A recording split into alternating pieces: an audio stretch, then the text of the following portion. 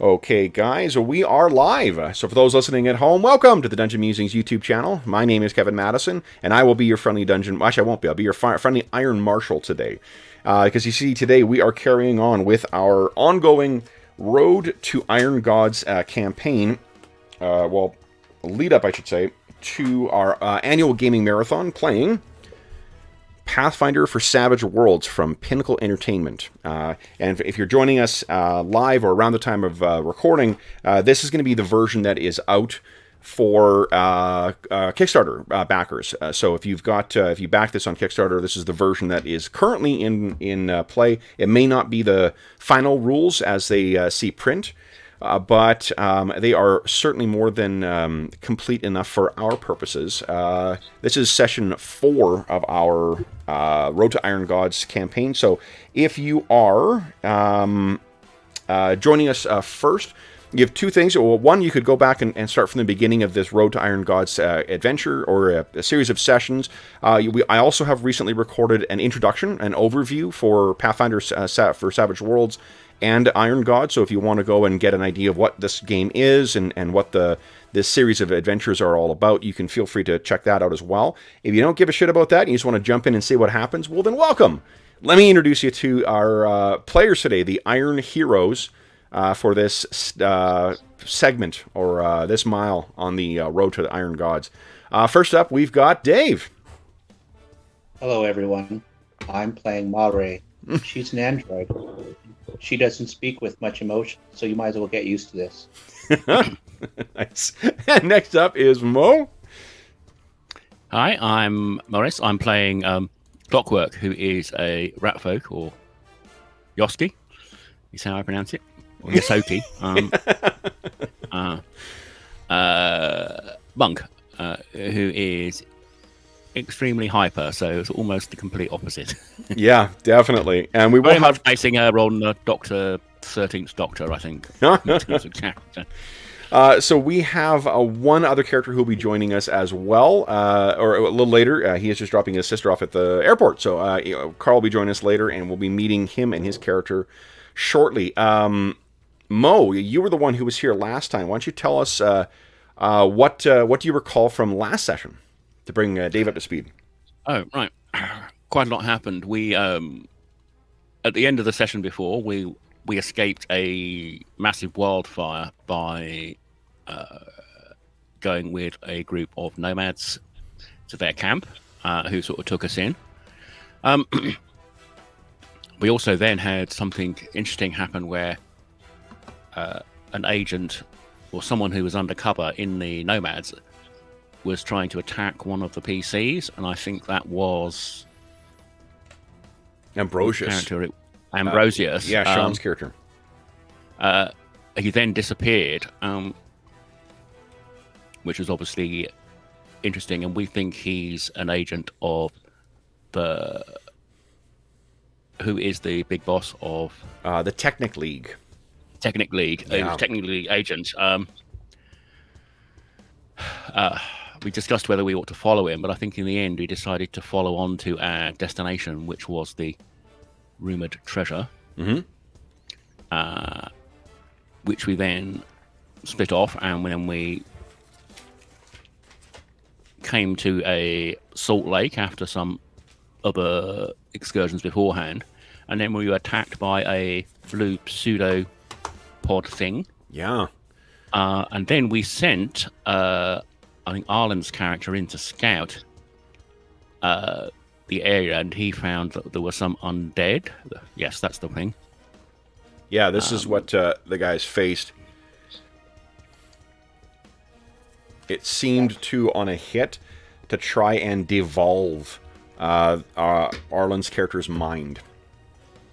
That looks rather terrifying. Mm-hmm. They did, however, recover the apparatus within, and between Ambrosius and Kate, they identified that it was some kind of field projector, and they thought that they might be able to make use of that to create some kind of field or a protective measure with access to proper tools. It's not a magical hat stand? And It is not a magical hack stand, no. yeah, well, I could use my repair on that. So yeah, we then scouted the ruins, and when we came to the ruins, someone was already there, scavenging. So yeah, And you they reached were, a couple of points. I'll just clarify. You guys reached a salt lake that had evaporated to a degree. Dave, you maybe already know the reference. You've driven back to Winnipeg fairly often, right? Now, number one. You know when you pass Chaplin near Duck Lake, there's those white mounds that you pass, and there's that stinking lake on the south side of the highway. Yes. Yeah, that's precisely what this is. And what you guys had spotted is at the far eastern end of the lake, what they saw was a half-submerged structure that seemed to be off kilter and dropped in the ground. It had about 20 inhabitants around it, and the people that seemed to be populating this camp and kind of scrambling over this emerged structure were hobgoblin acolytes, or hobgoblins in general. And you'll note on the chest there's that claw feature. That is, the clockwork and I can't remember what Arlen's character's name is. Albrecht. And Albrecht told you guys that's one of the gangs. That's the Hellions from from Scrapwall. They also saw orcs there. There were these guys. And Scrapwall is a big junkyard city? Yes, the junkyard city up in the north, sort of northeast of where Torch is. Okay. Oh, and I've also got this here. I got as a handout now. I got a Numerian map for you guys, so you can see where. Which was the place that the androids had to avoid? Yadenve, to the southwest. Yadenve, right? Because that was a place where they did not like technology. Bunch of nature worshippers and whatnot who, worship a god called Erastil, who are very, And then to the north, just as refreshers, the Starfall is where the Black Sovereign is located. But basically, for the last 200 years or so, the Technic League was they were the rulers, the techno-sorcerers who ruled Numeria. About 20 years ago, the Black Sovereign and his tribe put together a big invading force, marched on Starfall, and the Technic League seemed to surrender without putting up a fight, and the Black Sovereign now rules Numeria. But the rumor is that the Black Sovereign is, Kevoth Kul is just under the sway of the Technic League, that he is drugged and whatnot, because the way that the Technic League operates in Numeria is no different than what it did before. It just is a different figurehead who now sits on the throne. The towns of Chesed in the north east, like north of Scrapwall, and Aramore are two other locations that have strong Technic League influences. Just Torch, because of the First Blade's Path, that massive crater, it prevents the Technic League from getting into Torch on a regular basis. Now, we talked before we went live, Mo, you had spent your last advancement to bump your agility up by 1, right? Mm-hmm. Yep. Yep. And then, Dave, what did you decide to spend your advancement on? So, does your advancement need to come from something that you've done? Like, do you have to try and fail stuff in game, or not at all? You can choose to do that. Like that's what Jeff does, but you absolutely don't have to do that because there's some things that you just won't, like edges that you won't have yet. Right. So I've already done, and you can only do one advancement of your skill or your ability attributes per rank. Per tier, yep, that's right. So I've already done that with agility, and Yep. then I took new skills. So I could either take an edge or I could bump my skills up. Yes. So I think I'm going to take an edge. Oh yeah. Called Nerves of Steel. Which, given the fight that I had, I'm going to do what Jeff does. I'm always going to do something, or try to do something that had to do with the in-game. Is your vigor a D8? It is. Awesome. Yeah, you're good to go then. So I can ignore one level of wound penalties. Nice. Yep, that's awesome. So I think that one, Dave, you can drag and drop from the compendium onto your character sheet, because I think it's identical between Pathfinder and Savage Pathfinder and Savage Worlds in general. Okay, so if I don't have my character sheet expanded onto another page, I can go from the compendium. Yeah, and you should be able to under the compendium under edges. Let's see here. There's a steel. Here we go. Just going to drop it onto my character sheet. Bam! It appears in my edges and advances. Yep. Perfect. Excellent. 1 point of wound penalties. Yeah. Nice. So then, guys, so where we left things was our heroes had camped at one end of the lake. That's when while Albrecht was on watch, he saw this strange blue glow and heard something calling out for help. When he went to investigate, that's when this thing manifested and attacked. The guys fought it, and then what they found out was that at the end of the camp, Albrecht, out of abundance of caution, went over to look and see what's going on at the other end of the lake. Did they maybe hear us? And it appears with the group that they've been putting together that you guys were indeed... Holy smokes! What a roll! I just wanted to see if it would indeed calculate correctly, ignoring the penalties. So, well, that one. Yeah, I always do that when I test rolls. Yeah, seem to, right? Fudge. What a roll, too.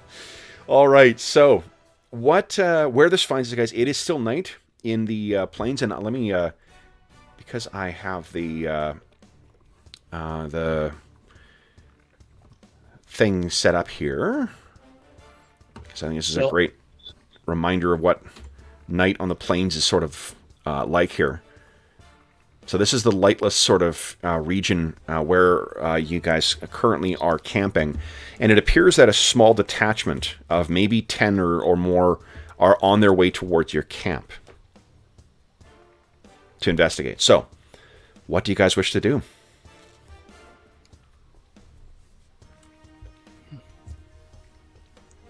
You could run, you could try and hide, you could try and talk to these folks. What are you thinking? I would be okay hiding. Mm-hmm. I don't think we want to fight them. Yeah, we can do that. Assuming we've got time enough to clear out. Yeah, I don't think we have quite such an exotic campsite set up just yet. I think we're all just sleeping in our sleeping bags or bedrolls. Yeah. Okay. So then, guys, let's go to the map. I got a map set up. Now it is it is dim light out right now. So there's gonna be some vision penalties, but I haven't set up it's not so dark that you would need to rely on your dark vision. And one thing I clarified too, Mo, your ratfolk do have dark vision as well. Mm-hmm. Yes. So it's on the sheet. Yeah. So you've got. I've set that up on your token. All right. I'm going to put Kate just over to the side here. So you guys are GM Slayer. There we go. So this is sort of it. I mean, there's not really one or another place to set yourselves up here. Or there's not really a lot of distinct terrain features. The bits here, guys, are what do you call it? Long grass. You can assume that there's at least some grass all around here too. There's these boulders here. We'll say are like mounds of sand or of salt, and then there's thicker bushes. Are these darker colored things here? These things will be difficult to move through. These things you can move through at will, and will probably give you some bonuses to hiding. Let's head for the tall grass. Yeah. Yes, quickly sort of hide in a sort of clump off to the side and sure see if we can. So go ahead and move yourself where you want to hide. I'm going this way. Yeah, I think. Okay. Maybe in this one here. Okay. So with you guys in there, let me show you. Why don't you? Oh boy, that ain't a good roll. Are the wounds not calculating properly? Well, that's what I was wondering, because in that first roll, I had my wounds at 3. Yep. And I don't see a wounds penalty. You may have to remember that the sheet needs to update, so you may need to click out of the sheet for it to activate properly. That's when, like, when you've unshaken and haven't clicked out of the sheet, sometimes it shows up as you being shaken still. Okay, so I'm gonna go back in. Like, most of the edges don't make the actual mechanical changes. You do need to go in and do that. And I think, let's see, where are you here? All right. So I've got it at 3 wounds now. Not actually firing my pistol. So yeah, it's showing 3 wounds. Okay, so here's the thing. If you click on the cog, okay, I'm putting in. Okay, so I've got it now so that it is reducing that by 1. Let me see here. Yep, that works. Okay, that's great. Okay. Too bad I wasted a double exploding hit on nothing. That was the rapier you just tried. That was me. Yeah. It won't make a difference. It's whether it's calculating the wounds or not. You enter that on the different section. It'll apply to any action that he takes when he's got wounds. Make sure you remove your wounds as well, too, because you are not at 3 wounds right now. Yeah, I was just thinking about yesterday or Friday. Yeah, that was a tough run. All right, so then, guys, let's do this. Why don't you each give me a stealth roll, please, at +2.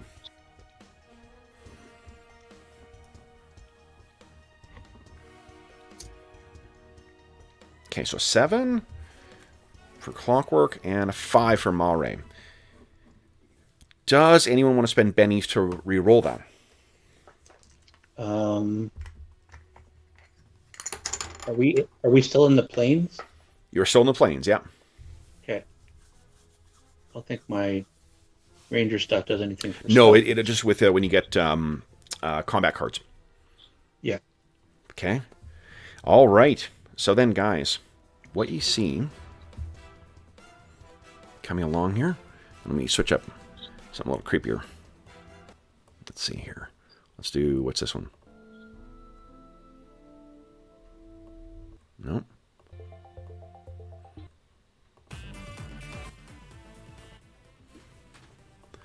One thing I could do without Roll20 is the artifacts I get when I hover over song names. I end up with these things hanging on the screen that will not go away. All right. So, guys, this is the group that is coming over here.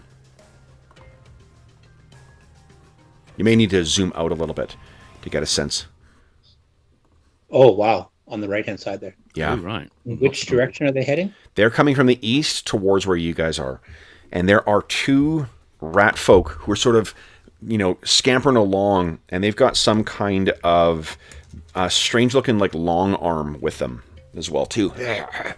Like a, almost like a crossbow, but longer without the actual bow part on the front. Now, let's see how these things do. Okay. Oh boy. So, so here's what you see in and amongst that. You see there are 4 of the orcish fanatics that you saw before. So 4 of these suckers.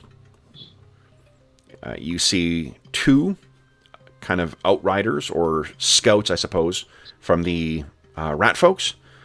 There is... Did I load her in here? Where is she? Yeah. There is a hobgoblin dressed in a dirty and stained robe, carrying a staff, or a wand of some kind, who is flanked by 4 hideous zombies. The shambling dead. And then there are also a number of... There's 4 hobgoblins as well, too, who are going along.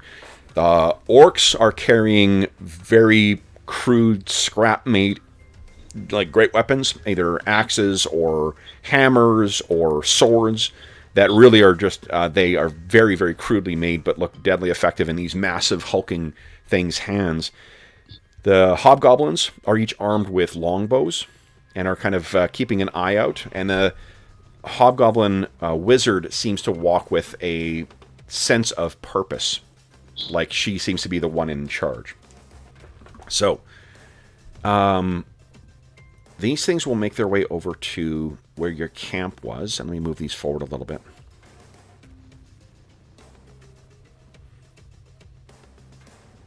And these ones are scampering up. All right, so what you guys can see... Boy, they're moving pretty close to you, too. Knowing that the encampment is here. Let's see here. And I'm going to make a notice check for our necromancer as well, too. Let's see here.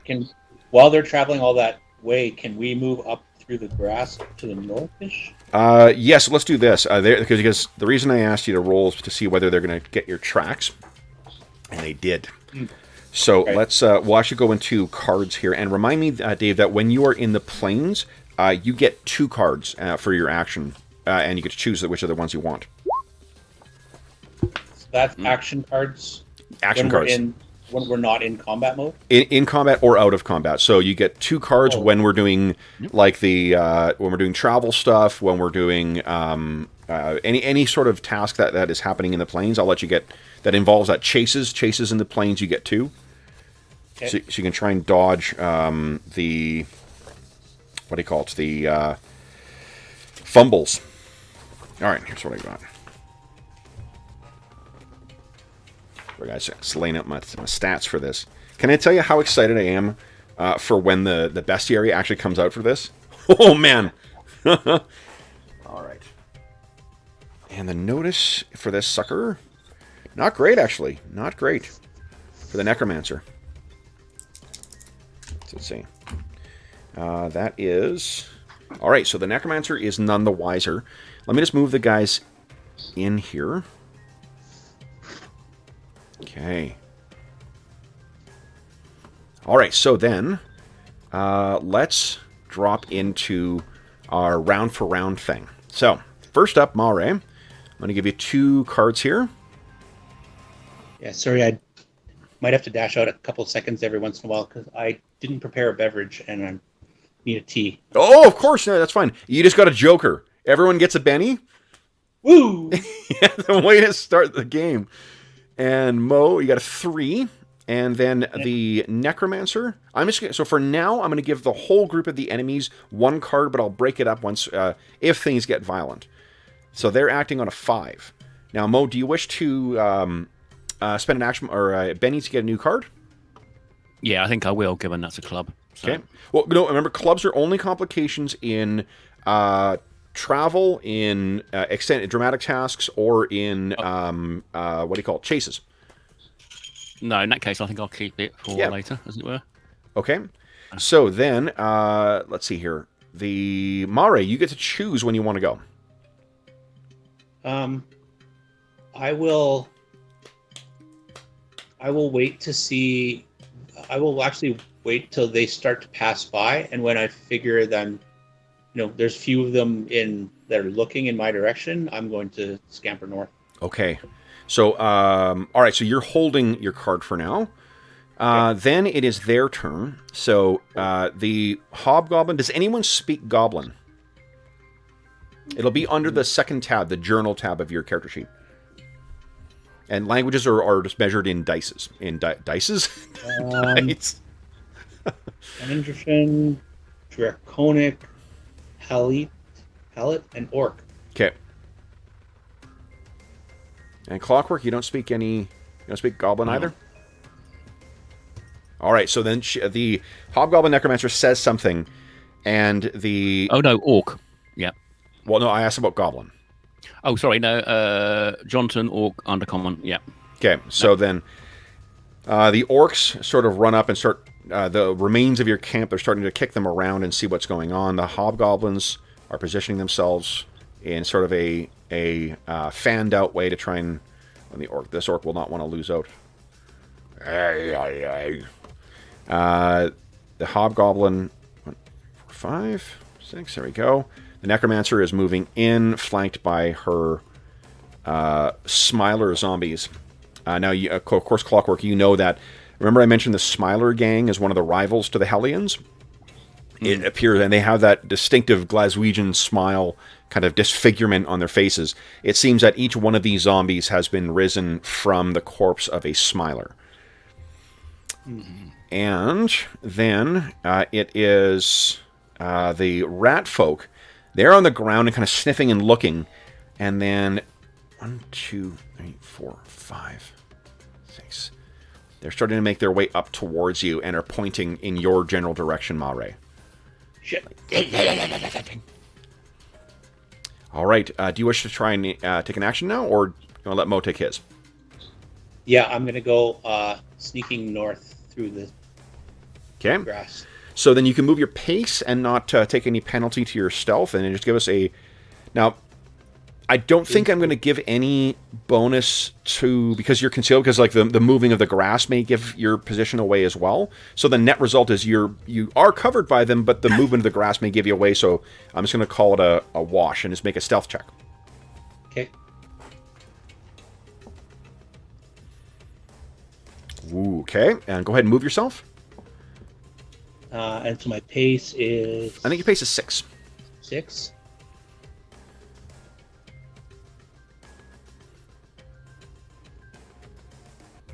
All right. And then Clockwork, what are you doing? I'm going to do the same. Okay, go ahead and give us a stealth check.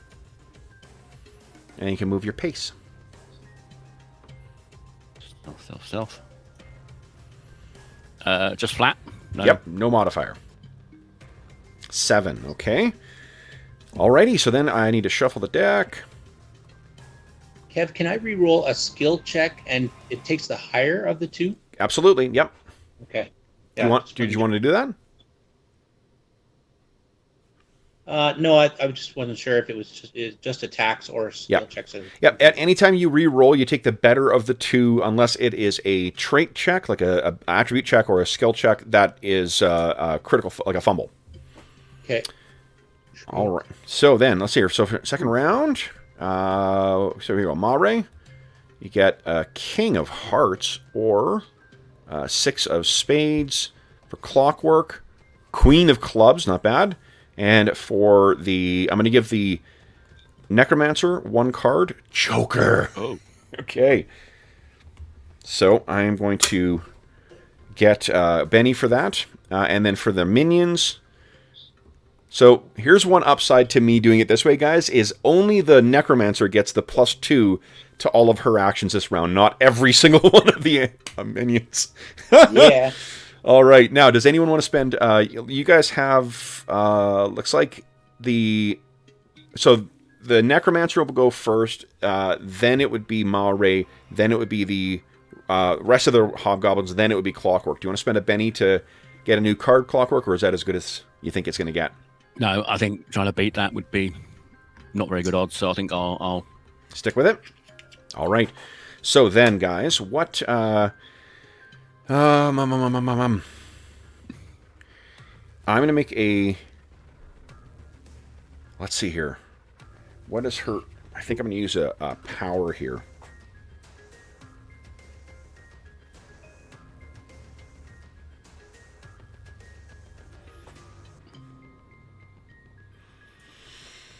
Are we saying squares or yards in this? Squares are squares. Oh, okay. Yep. However many, the number that is on for your pace, for your range, for everything is measured in inches in Savage Worlds. It counts exactly the same 1 in these maps now. Yeah, I was just I was for a while trying to convert it, and then I was like, you know what? Like, we'll just use it as 1. It makes it easier. And what you know is that every 1 square is 2 yards. So if you need to know the specific distance mentally, that's fine. But for the purpose of moving your character around and such, it's just easier this way. All right. So she is going to. She's going to take a multi-action. And her right here. Say again? This is her right here? That's her right there, yeah. Do you want me to put a little red dot on her so you know who the leader is? Or, yeah, any kind of color. Okay. There you go. Oh, you know what I could do? Actually, let me do this.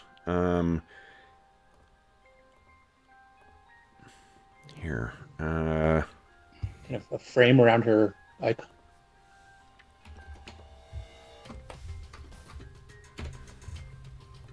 How about that?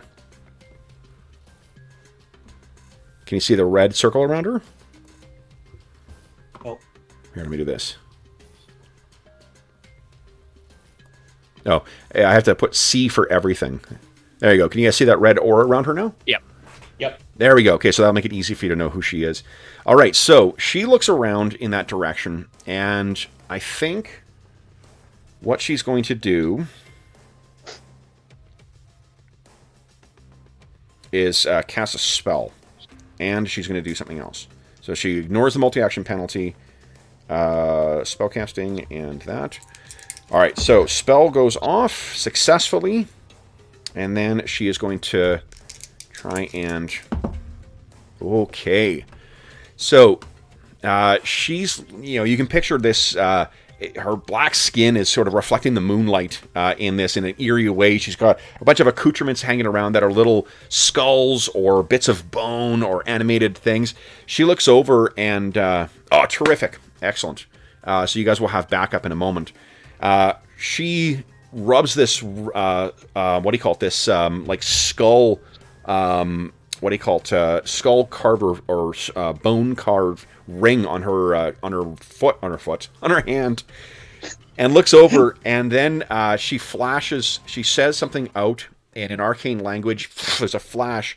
She then looks over. Her eyes are glowing with this necrotic greenish energy, and she points almost directly at you, Mare. Yeah! And it appears that she has seen you. She is moving 1, 2, 3, 4, 5. Then it is Mare's turn. We do Mare. She looks hostile now that she's screamed at me and pointed. Most definitely. Okay, the jig is up, so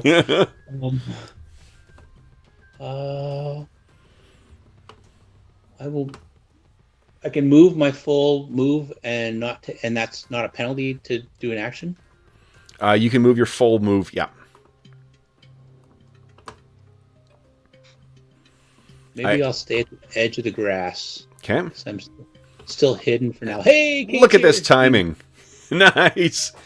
I'm going to put Kate just right up here with you guys. She was sort of leading the way to try and hide.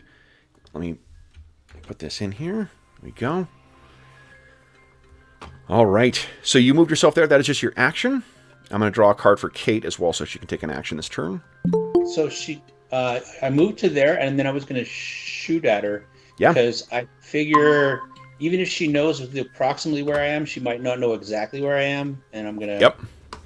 Don't know if I'll get any modifiers or anything, but... All right. So, Carl, welcome. Hey, sorry I'm late. No, that's totally fine. Your timing is impeccable.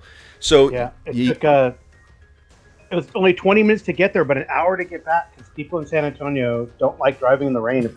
It's okay. Very slow. Late Carl is always better than no Carl. So Carl, I'm giving you a card. You are hidden in the grass. What the guys decided to do with that expedition that was coming from the east end of the lake, the guys decided to hide in the grass and see what was there. But it seems that they had 2 Ratfolk scouts that spotted the trail that was going in. The Hobgoblin Necromancer with the red circle around it, she seems to be the leader of the group here. Mm-hmm. And got it. You are acting on a 6. Do you want to spend a Benny to get a new card, or is 6 okay by you? Right now we got the Hobgoblin Necromancer's acted. Mare is in the middle of her action, and then it'll be the rest of the bad guys, and then Clockwork, and then you. I'll just go at the end. That's fine. Okay, excellent. So Mare, you were planning on shooting her. Yeah, so I don't know if she can see me or not, but dodge this. Okay, so hold on. She actually gets... she has an ability. You take -2 to hit her at range. Okay. Just making sure I'm within my short range so I don't take any additional penalties. Yep. So it's -2? -2, please. Yeah.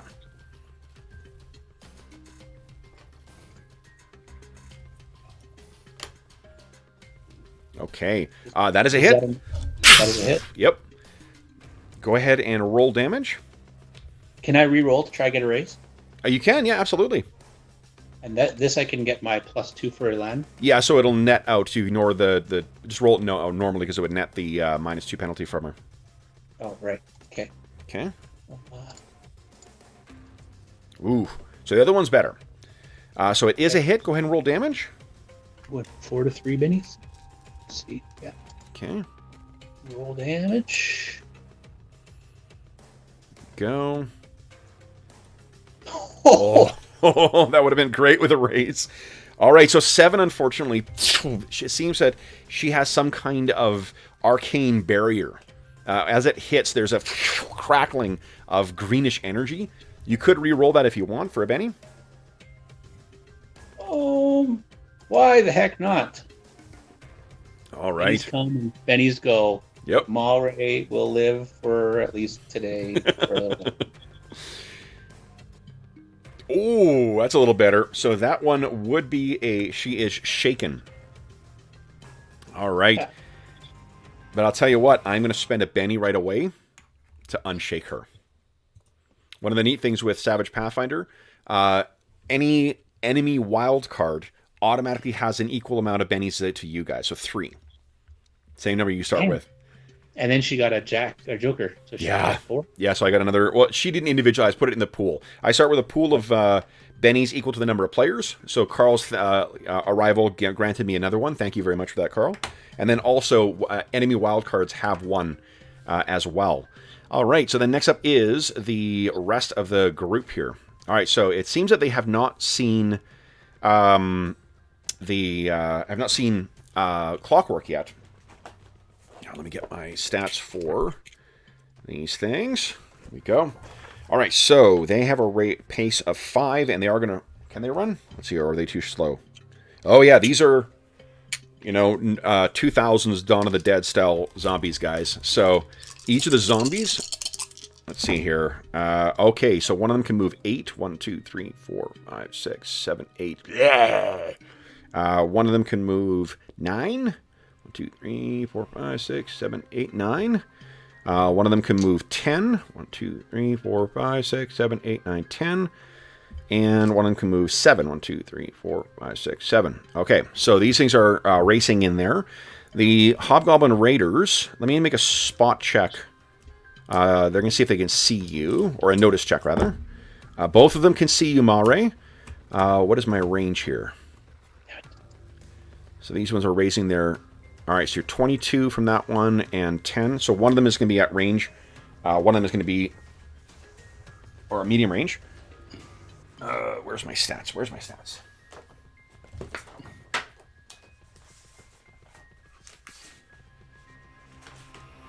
Sorry, guys. Too many notes. Too many notes sitting around here. All right. So, against you there, Mare. Hobgoblins have... Okay, D8. So, I got 2 shots against you. I'm going to give you a +2, or -2 to their shooting from the cover. So one of them is at -4. It's a miss. One of them is at -2, also a miss. So the 2 hobgoblins fire their longbows at you. The other 2 hobgoblins, I don't think can see you. Nope. So they're going to just maneuver themselves into a better position. 1, 2, 3, 4, 5, 6. 2, 3, 4, 5, 6. The rat folk did spot you. So, what are they going to do? What are they going to do? I think they're going to take a shot at you. So they bring those things up, and you hear this explosion. There's a cloud of smoke as their 2 guns go off. They're firing through an awful lot of cover, though, so I'm going to actually give them -4 for their shot. One of them misses. Oh, both of them miss. And then they're going to scramble. 1, 2, 5. And the orcs. Perhaps unsurprisingly, the orcs just want to get in and hit stuff. So, let's roll their movement here. They are just running. 1, 2, 3, 4, 5, 6, 7, 8, 9. Or 8. There we go. Madison, quit cheating. This guy, we'll give him 3. 1, 2, 3, 4, 5, 6, 7, 8. Here we go. Then... 1, 2, 3, 4, 5, 6, 7, 8, 9, 10. And then this one will be about there. Alrighty. So that is all of the enemies. They seem to be racing in Mare's direction. Then next up will be Clockwork. What are you doing? They don't seem to see you yet. What are you thinking? I'm thinking of delaying and waiting for them to run past and then stab them in the back, as it were. So, like, what mechanical benefit are you trying to get from that? Like, you're trying to get the drop on them? Yeah, effectively. Or Yep. what So in another system might be. they're not aware of sneak you attack. right now anyway. So here's the reason why you might want to move up and do it instead. If you do want to just wait for their turn and try and interrupt them, you have to make a contested athletics check. And if you win, then you get to act before them. Otherwise, they get to act before you. If you just want to go and attack something right now, you have the drop on everything else, which means +4 to hit, +4 to damage. Yeah, in that case, I'm going to.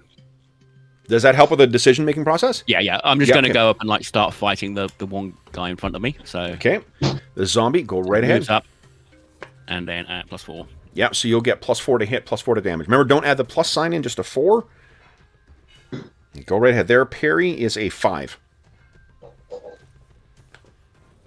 Holy smokes. Oh, and that is obviously the bonus damage because of my.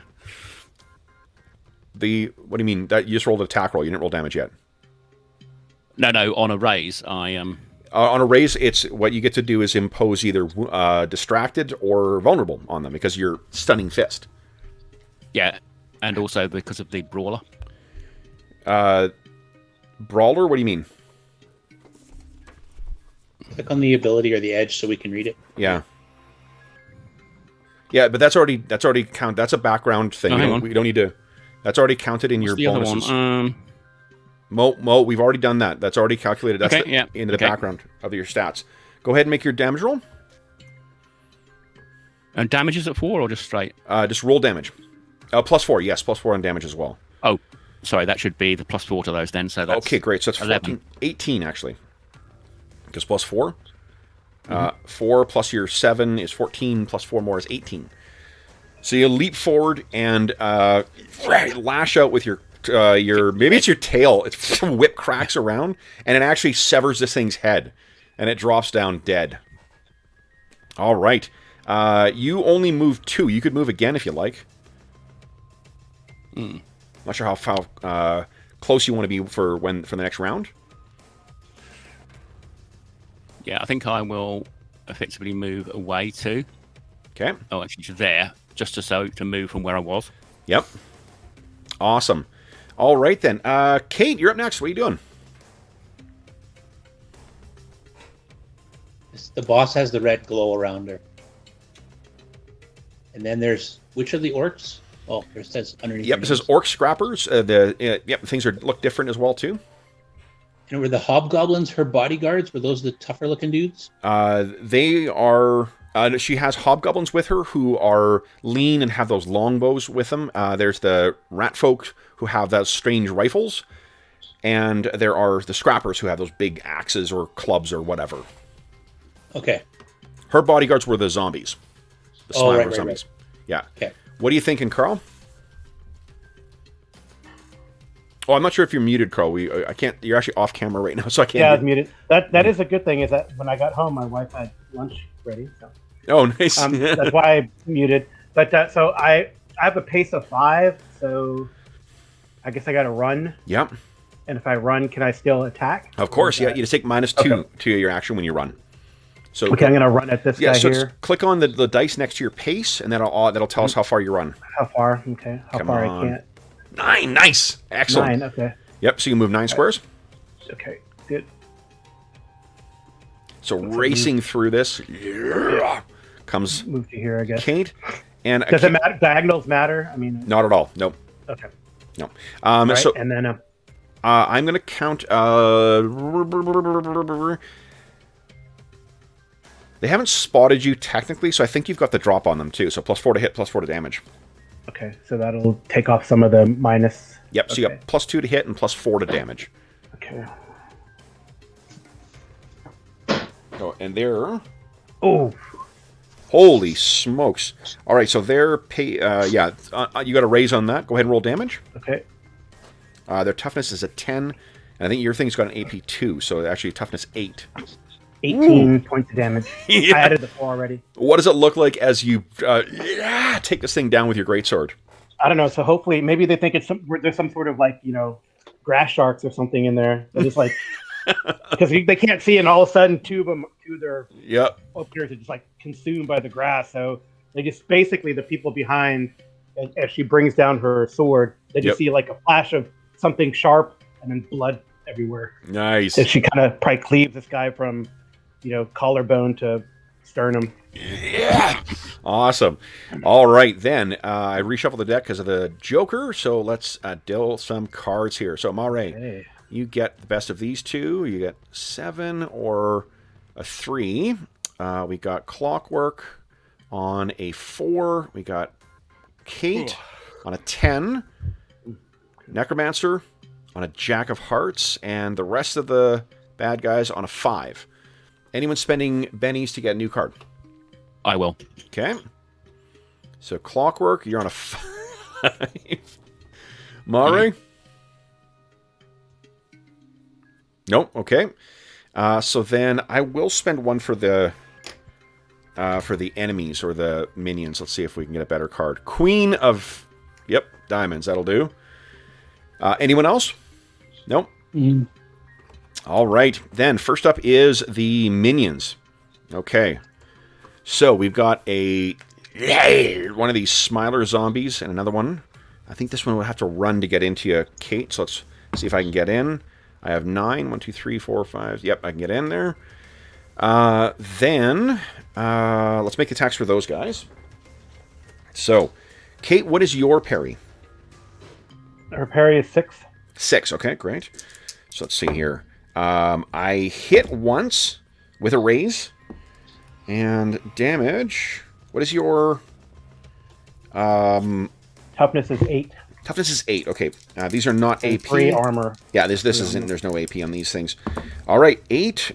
So this thing gets in and tries to get at you, but you're able, even though it hits your armor and tears its claws along, not even distracting you whatsoever. You knew that dwarven-made steel would hold firm. What is your parry, Clockwork? Parry is 6. Okay, so this thing gets in and doesn't even get remotely close to contacting with you. The orcs, however, let's see here. 1, 2, 3, 4, 5, 6. Okay, I can get this orc in there. 1, 2, 3, 4, 5. I can get an orc in there.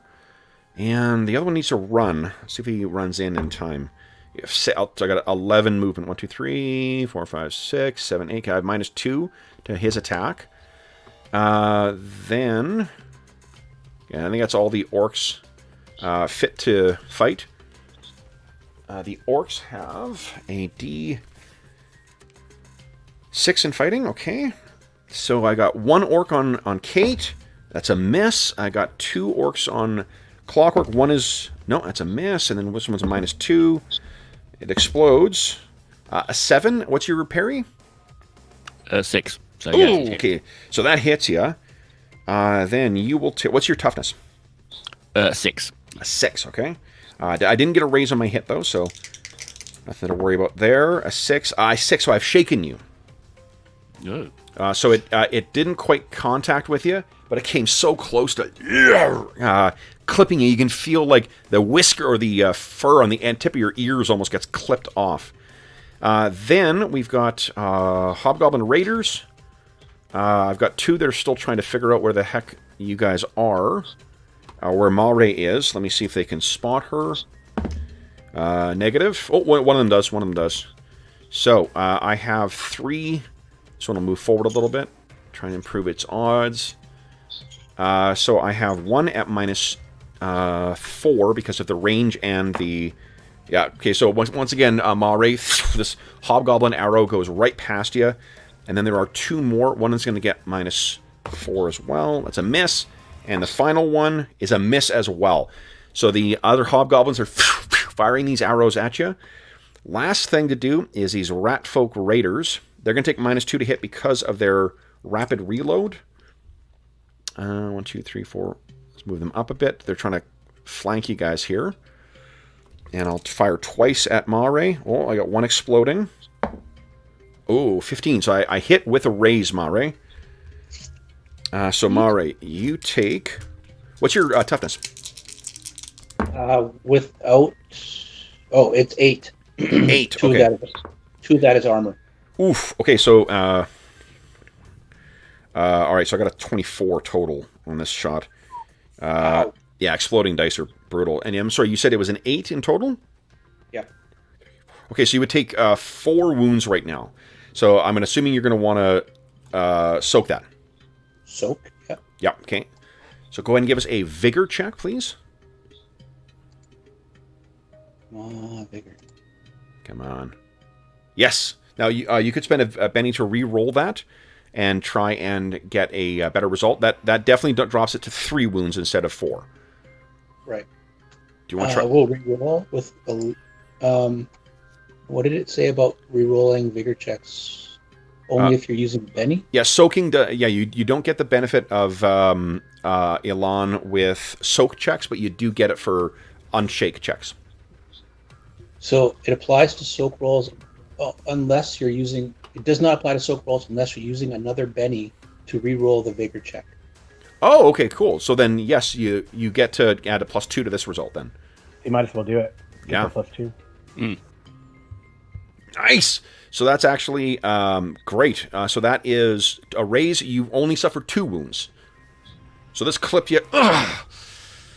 And that is the end of their turn. Then it is the Necromancer. What is she going to do? I think she is going to... she's going to yell at one of her minions, and she casts a spell. She casts a spell successfully, and there's a gleam that goes in the Hobgoblin Raider's eye over here, one with a blue dot, that tells you that he is now more accurate with his shots. And then she will move back a bit. Oh, you know what? I have a better idea. Hold on, I'm not going to do that. Just because this is more thematic. She is going to cast her spell. I'll re-roll for the casting. I'll make sure that I can actually do this in one round. And this doesn't take a longer time.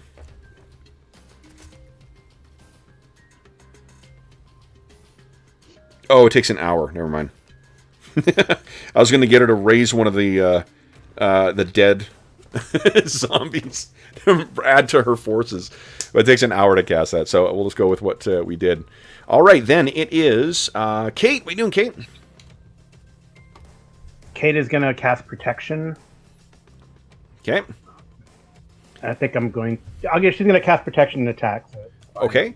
So -2. When you cast Protection, do you want to target yourself or you're targeting your allies as well? Myself. I don't think I can target other people. With Protection? Oh, yeah. You spend an extra power point. Yeah, I'll spend an extra power point to try to get as many people as I can. So it's one per person. 1 per extra person. Yeah. Yeah, I'll try to get all of us if they're in. Okay, so you take no penalty. I think it's spirit. Yeah, I have enough. It's like spirit range, right? So. Yes, smarts range. Smarts, yeah. So for sure. Okay. Okay. I have an 8. Excellent. All right, so yeah, I'll spend 3 power points to do the protection. So actually, I'm just going to do that then. Just focus on that to help. To make sure everyone gets it? Okay. To make sure everyone gets it. All right, so go ahead and give us a spellcasting roll. No modifiers. Yep. Right. There we go. Yeah. Come on, big money. Are you kidding me? Oh, no. Oh. That's bad. Oh, so Kate, you get 1 point of fatigue. Fortunately, none of your other things are active. Maybe you're about to get it off, and then that orc, you have to sort of get yourself out of the way from that orc strike, and it just screws up your casting. And I lose the points too, right? Only 1 point. If you fumble, you only lose 1 point of power. Okay. Yeah. Okay, then it is Mare's turn. What are you doing, Mare? Oh, had we recovered points from the last time? Oh, you're shaking as well, too. No, you have not. Okay. So I'll try to unshake? Okay, yep, make your unshake check. Or can I just spend a Benny to unshake? You can spend a Benny and just unshake automatically, yeah. You know what? I'll do that, because I don't want to waste it. Okay. So I'm unshaken. Yeah, and what would you like to do? And I'm going to blast this hobgoblin that's got a glint in his eye. Looks like he's gonna I'm like, yeah, you want to buff him? Well, maybe I'll just shoot him first. Yeah. I pictured there's like a translucent skull that appeared above his head when the spell took effect, and then faded out. Okay, so he's not in any range increment. And I have penalties from my wounds, but hopefully the new skill. That's a hit. Nice. All right. You fire at him. Go ahead and roll damage. His toughness is an 8, but your AP will reduce that to a 6. Oh, God. So she casts this spell on him, augmenting him. And what do we see is you scour a hole through his chest. Yeah, so it's like Mare was like training on her and about to click off, and then she saw the spell and she just leaned over. And you see this like inferno bolt just go like right through his chest and leaves like a hole there. And he sits down and goes, I was sort of imagining it's a bit like that sniper scene in the Gates at Moscow where he's going to shoot and then he gets... All right. So I didn't know Mario was a gunslinger. Yeah. But she is now. She's oh, okay. Now, next is... Okay, so we can unshake you as well. And then it is... you could move Mare as well if you choose. If not, it is Clockwork's turn. Clockwork, do you want to spend a Benny to unshake, or... Yeah, I'm going to Benny that. Okay. So remember to adjust the bennies on your token as well. And then unshake yourself on your token. And then go ahead and take your action. He's a bit... he's going to take out the zombie, I think. Again, with the kicking and punching. Go right ahead. Hang on, let me switch my character sheet back. And zombie's parry, I think, is a 5. Yep, parry's a 5. That's a hit. Go ahead and roll damage. Ooh, 13. 13 is enough to utterly destroy it. Yep. So once again, you spin, you kick it, and its knee and its desiccated knee cracks, gives way, and as its head comes down, you jump up and bring your knee up, and it hits the head so that it separates from the desiccated body and hits the ground. And you hit the ground, ready to fight again. That, guys, brings us to the end of the round. Next round, Mare, you get best of these two, a 9 or a 3 for Clockwork, a Jack of Spades, pretty good. For Kate, come on, Queen of Hearts, of course, because Kate is always the Queen of our hearts. A 2 of Hearts for the Hobgoblin, Necromancer, and for the rest of the group, a 9. I will spend a Benny to try and get a better card for my Necromancer. 6 of Spades, not great, but not terrible. Anyone else want to spend Bennies to get a new card? Nope. Nope. All right. Then, guys, go ahead. I only have 1 Benny left. No, I'll hold off. Let me make that decision easier for you, Dave. Everybody gets a Benny. Well, then, I'm going to spend a Benny. Nice. Okay. Come on. 6. Oh, that Joker would be pretty sweet. All right, guys. So then first up will be Kate. So shaking your head and recovering from that, suffering a little bit of fatigue. What are you doing? I guess she's got to whittle these things down, but I'm going to do Smite, to cast Smite and then attack. Okay. So since protection doesn't seem to be working, I'll try something else. When in doubt, smash and shout. So go ahead and it'll be -2 because of the multi-action penalty. Yeah. So let's see, spellcasting first. Go click on Smite. Yep, I'm doing that. Oh, geez. You could spend a Benny or reroll if you like. Yeah, I think I'll spend a Benny since I just got one. Okay, hold on. You got... Oh, miscellaneous modifier -2, fatigue -1. Okay, never mind. Yeah. All right, go right ahead. Reroll. Yes! Oh, there we go. With a raise. It's a raise. Okay. All right, so +4 damage. This fire goes up the length of this thing as arcane runes spin around it, and then go ahead and make your attack. Definitely is fire. The zombie... it is +4 with the raise. I'll tell you, the zombies are easier to hit than the others, and remember, you do have the option of a Wild Strike as well, too. Yeah, I'm not going to do Wild Strike, because if I had the protection, I'd do. Yeah. All right, okay. So it's a -2. Yep, and the zombies are easier to hit, but you're free to choose between either. I'm going to attack one of the zombies. Okay. So it's a parry of 5. You're trying to hit here. Come on. So just click on your weapon. Oh, you want to spend a Benny to reroll? Yeah, I'm going to reroll that. Okay. Do it. Come on. There you go. Oh, it's a hit. Go ahead and roll damage. Plus 4 to damage from your... Yep. From the fire. Yep. Nice. Holy shit. So this thing falls to the ground, scorching, and there's actually a small little fire, I think, in the grass that starts because of how much is spread. Fire in the grass. Is it yeah, it's not is good. it dry grass? It is dry grass, yeah. All right. You could choose to move if you want as well, too, although you get free strikes from the enemies, or are you done your turn? I think I'm good. I'm good holding the line here. Excellent. All right. So be sure to adjust your bennies as well, too, because I think you spent 2... Yeah, I spent 2 bennies. Well spent bennies. Clockwork, you're up next. All right. What are you doing? I'm going to attack the one on my left. Okay. Here. The orc's parry is a 5. That's with a raise. A raise. So let's see if you killed him first, and then if not, then we'll make the turn. Okay, so it's 13 is let's see here. So that is enough to hit them, but not drop them. They are shaken. So you hammer one in the chest. Do you want to make this one distracted or vulnerable? I'll leave it vulnerable, I think, in case I have to go back to it. So one thing I clarified, too, that we were fucking up before, guys. When you are shaken, you can still move. You can move and you can take free actions. You cannot take free strikes, like the free attacks you get, but you can do other free actions like drop things or move or what, or things like that. So then it is, let's see if that's the end of your turn, and then it is spades come first. So it'll be the minions. All right, so let's see here. We got 1 orc scrapper to try and unshake. He does unshake. And then we'll try and brain Clockwork. Clockwork, your parry is a what again? 6. 6, okay. All right, I hit you with a raise, and your damage or toughness is 6. 6, alrighty. So I got no exploding dice on this one, so that's good.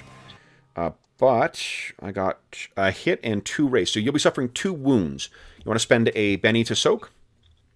Yes, I'll do that. Go ahead. So that's a vigor, isn't it? Vigor check, please, yeah. Come on.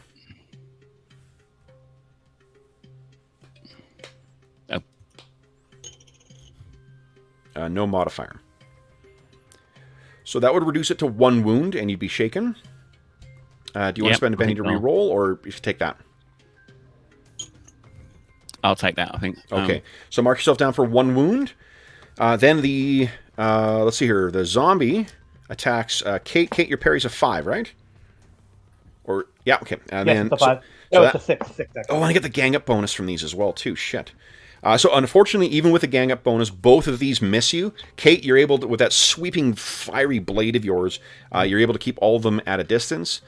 Yep, I put a little blade of fire icon there for you, so. Oh, nice. You can make it get bigger. Yep. Okay.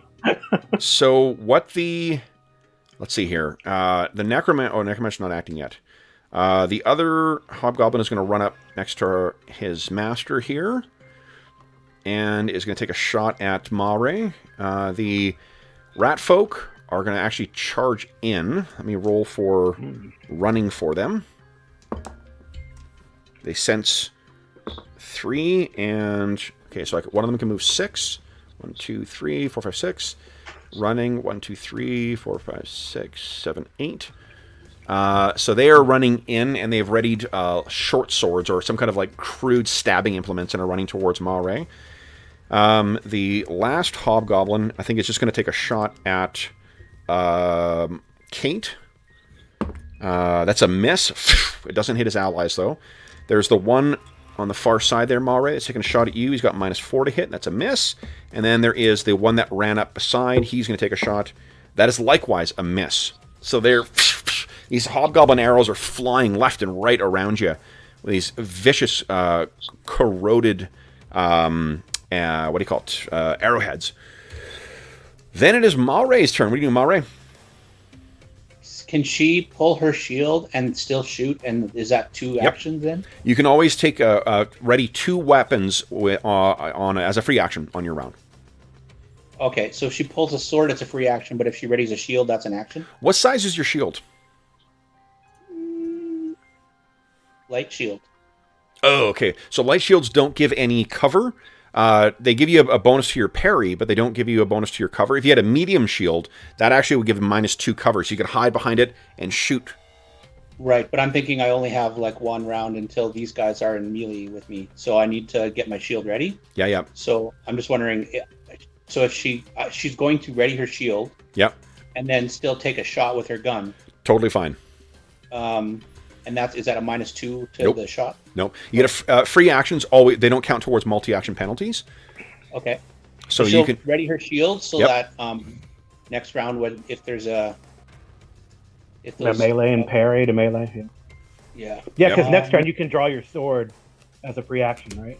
Yeah, he just has to drop his pistol or holster his pistol as part of a multi-action penalty. Okay. So she's going to take a shot at the leader again. Okay. So it's -2 to hit because of an ability that she has. Okay. -2. Here we go. Praise be the android gods.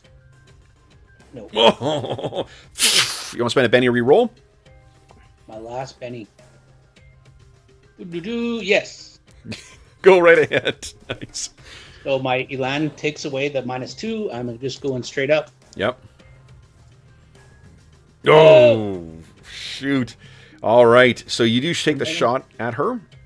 And then I'm going to move. Mm-hmm. So you're going to move up to 6. 1, 2, 3. I'll stay there. All right. So then it is the Necromancer's turn. All right. So she has, your shot was wild of her.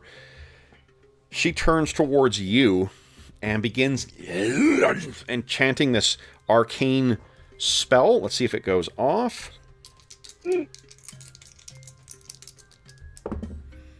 Success, but no raise. Malray, you can feel that there's this greenish energy that flashes around your vision, and it feels clouded. You are partially blinded. So here's what it is you get a -2 penalty to all actions involving sight, but as a automatic action at the end of your turn, you get to make a vigor check to try and reduce it by 2. Okay. Okay? So you can put up maybe a green dot on yourself if you want to remind yourself of that. Yeah.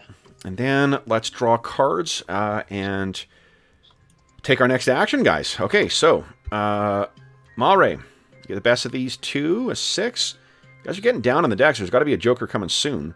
Then Clockwork, a 5. And Kate, 10. The Necromancer, Ace of Clubs.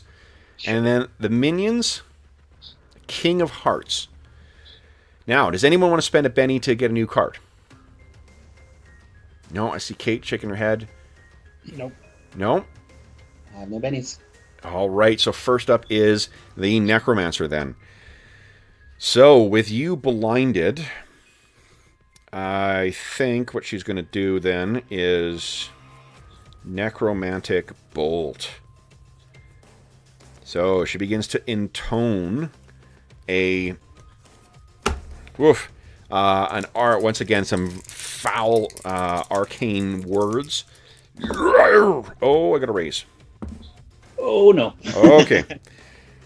And this is necrotic power, so it is rotting necrotic power that hits you. And I didn't spend any extra power to juice it up, so it is only 3d6 damage. But let's see here. Your toughness is an 8 right now? Yep. Okay. She has no... didn't put points into armor piercing, so it's just against an 8. I did not get a raise here. Or any aces. So I did 10, which means you are shaken, Malray. That is it. So this thing, you can feel this That's so bad. awful necrotic energy roiling across your body. But you do not go down. Next up is, I guess, the Raiders. All right, so we'll go with the Rat Folk first here. They both move in, trying to get a gang up bonus on you, Malray. What your parry now with your shield up? It'll be 1 less than whatever's listed on your character sheet because the rapier gives you +1 to parry as well. It'll be 6. 6, okay. So these little shits get in, and one of them manages to get through. Fortunately, they are not very strong. But let's see here. This stabbing short sword, I got a total of 6. So in spite of the advantage one of them gets in, it stabs you, but it runs along the side of your leather armor, and you are not injured by that. Then we have the hobgoblins, I think, are going to focus their fire on, maybe on Kate now. So let's see here, I need one more D8, here we go. None of those are a hit, and one of them actually hits. Carl, would you kindly give me a 2d6 damage roll, please? Okay, one of the zombies is shaken as an arrow shoots through its head. Does it explode? I rolled a 6. Oh, it does explode. Yes, yeah, go ahead and roll. You actually may knock the head off. 11. No, so that's good enough to shake it, not to kill it. So this thing jerks forward and kind of looks back at the hobgoblin. We've got a... because it's shaken, we're not given the gang up bonus for the orc. So he has also inadvertently helped you, Kate. The orc tries to get on you. If it had the gang up bonus, I would have hit you. But because you don't have, you can focus your defenses solely on the orc, you're able to keep yourself safe. And then finally, Clockwork. Let's see here. Your parry is a 6? Mm-hmm. Okay. So with the gang up bonus, I do manage to connect with you again. And, oh shit. Alright, so that is 28. So I think I got 4 wounds coming in on you. Ow. You want to spend a penny to... I think so, yeah. Okay. And for those listening at home too, the Savage Pathfinder uses the optional rolls of capping wounds at 4. If I rolled 28, I honestly would have done more than that, but nice figure. Alright, so that means you reduce it by 2, so you'd only take 2 wounds. So that's me at 3 wounds out of 3. That's true. You're still up. Okay. Okay, then it is 10 of spades is Malray. What are you doing, Malray? Well, she doesn't have a potion of minor healing left, so you know what? She's just going to. She's tempted to drop her gun, but pull her rapier out. Well, you got to unshake as well, right? Oh yeah, I got to unshake. Yeah. Shaky shake. So I use the unshake button, right? Yes, please. Come on. She's shaking. All right, so just the however, she takes attacks. You could move if you want, but that would lead free strikes from the rat folk. If you're not doing anything else, then just give us a vigor check. Try and get rid of that blinded effect. Let's do the vigor check. Is there a penalty? Your wound penalty will apply, but otherwise no. Nice, it's gone. So you shake your head, and that blinding effect is gone. All right, then it is Kate. What are you doing, Kate? You see your allies are being quite badly overrun here. What are you doing? Oh, you're muted, Carl. I do let them know that I do have 3 healing potions. You do have which? I have 3 healing potions. I let them know. So, I kind of tap like my bandolier, on the side. So if they can, come over and grab it if they need to. Okay. I'm gonna focus on trying to get rid of the zombie at least. Please do. All right, and I put like that little heart with the circle around it. That's how many rounds I have of the. Sounds great. Fire. Okay. This zombie is shaken as well too. So yeah, just one solid hit should take this thing down. The grass fire expanding. Not yet, no. Okay. What? Something happened. Oh, well, I did think about trying to like set one to like get out cover. It's all right. It's like I got a pop up in it. Some stupid thing about Joss Whedon. Okay, I'll attack this guy. Go. I'm gonna use a Benny. Okay, go ahead. Reroll that. Come on. There you go. With a raise. Go ahead and roll damage. All right. I'm fairly confident this is going to be it. And +4 because of your smite. +4, yeah. Yeah. Holy shit. That's. Oh my god. I'm actually going to make a. I'm going to force a fear check from this orc scrapper. Because that hit was just so vicious. And I actually. He isn't shaken. But you can choose to make him vulnerable or distracted, Kate. What do you want? I will make him. I think I will make. I'm confident I'm hitting the hell out of these guys, so I'm going to make him distracted. So it's harder for him to hit me. Okay. Yeah, sounds good. Excellent. Then, if you're not moving, it is Clockwork's turn. Clockwork, do you want to spend a Benny to unshake, or are you going to roll for unshaking? Yes, I will spend a Benny to unshake. Okay. And then I will hit the one that was the one that I had made vulnerable. Okay, go ahead. She's the one on Here, the... so I'll put Violet for vulnerable. There you go. Blah, blah, blah. Oh! Oh, hang on. Sorry, I hadn't got this shaken taken. Yeah, shaken won't make a difference. There's no modifier. It's your wounds that's hurting you there. Do you want to re-roll? Spend a Benny and re-roll? Yes, I'll use my last Benny to re-roll that. Okay. Yeah. Yes. Nice. Hit. That's helpful. So that isn't a raise, just because it's parry is a 5, but go ahead and roll damage. Okay, so 8, actually. 8 might not be enough. No. No, it's not. Shoot. So you hit it, but because of the toughened armor that it has, it staggers back again, but it is not, yeah, it's not injured, not even shaken. All right, guys, so that brings us to the end of that round. Let's do one more round, then we'll take our mid-session break. I want to see where that Joker shows up. All right, so Mare. Yeah, just the thing for readying, presumably, can I pull a potion out as part of the readying action? Can you pull a potion out? I think so, yeah. Yeah. You can't take it. That's an action. No, I meant for next turn. Yes, absolutely. All right, so Mare, you got a king and an ace. Clockwork, you got a 9 of clubs. Kate, 2 of clubs. The Necromancer, 8 of spades. And the minions, a 2 of spades. The very worst card. Now, I'll spend a Benny to draw a new card. Because for the... Let's do for the Necromancer.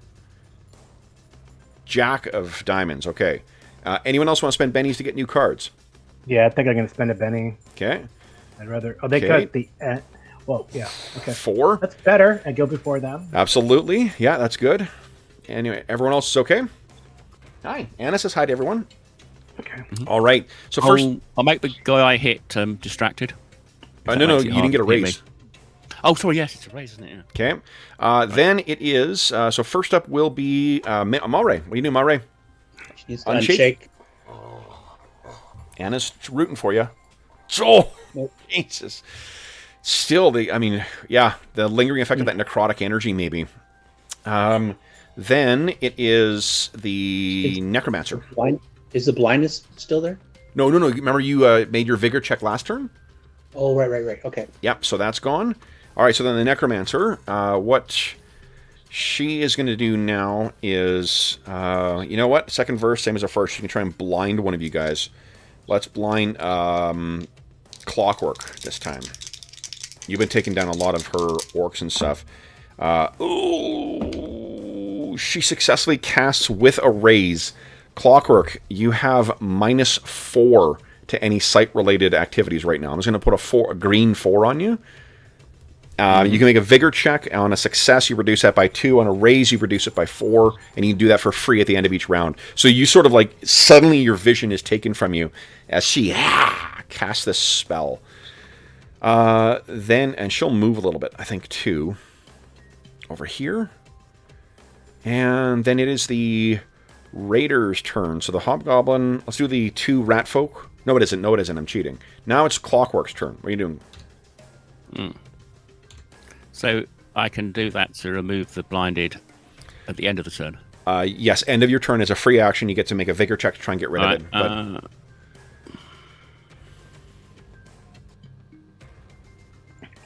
Does sight affect attacking then? Yes, it does. You are not a bat. Potion. I'm going to pull out the potion and quaff it. Okay, so that's... are you taking any other actions? Well, if I do, they'll get a hit at me. Well, I mean, you can try and hit There's them. no equivalent of full defense, is there? There is, but you can't do anything else that turn, which includes... Right, no, I'll just try and dodge and as best I can. And okay.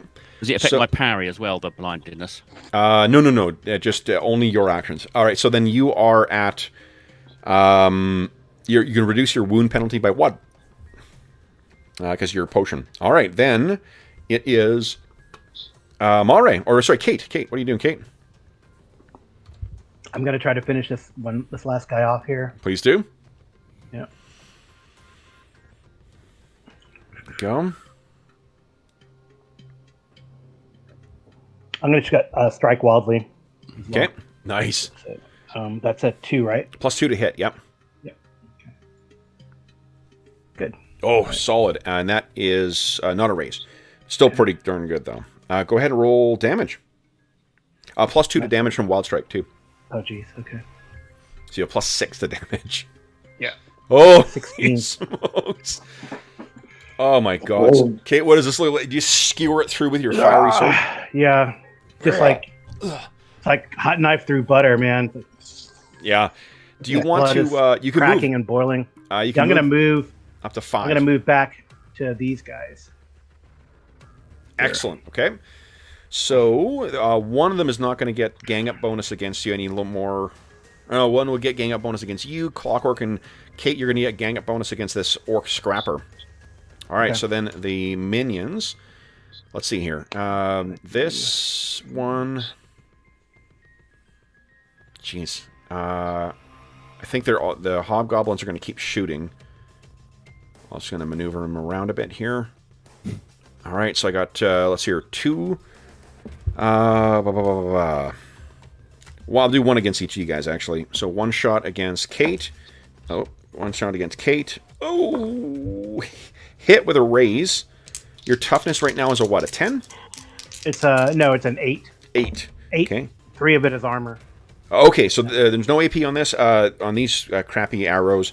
You are shaken as one of the arrows wings off of your armor. Against Mare, that is that is a hit. So, Mare, your toughness is an 8. Yep.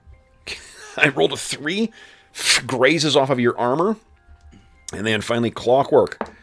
I rolled a 1, which means... would you kindly roll damage, Clockwork? Roll 2d6.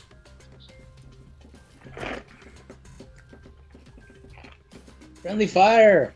7. So it sinks into the armor of the scrapper, and he just kind of snarls back at his hobgoblin allies. All right. So, guys, let's push on one more. We'll just see if we can finish. You guys are getting pretty close to dropping these things. I have a good feeling about this. 4 for Mare. Queen of clubs for Mare is her better one. Clockwork. A 7 of spades. Kate Firemane. King of diamonds. The Necromancer. A 4 of hearts. And the minions, a 3 of diamonds. I'll spend a Benny to get a new card for the Raiders. Jack of spades. Okay. Anyone else? Nada. Okay. So, let's do this first. We would have taken our session. Let's have everyone get a Benny. And then it is Kate up first. What are you doing, Kate? I'm going to use 1 Benny to unshake. Okay. And then what are you doing with your action? And I'm going to try to finish this guy off. Okay, so you get +1 to hit because of the gang up bonus. Oh, and +3 to hit in total because he's vulnerable. Okay. Doesn't that go away at the end of the turn, though? End of his turn. He hasn't acted yet. Yeah, but I didn't make him vulnerable. Mo, whose team are you on? Yeah, okay.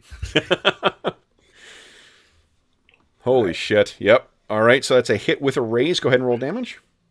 All right. Say goodnight, orc.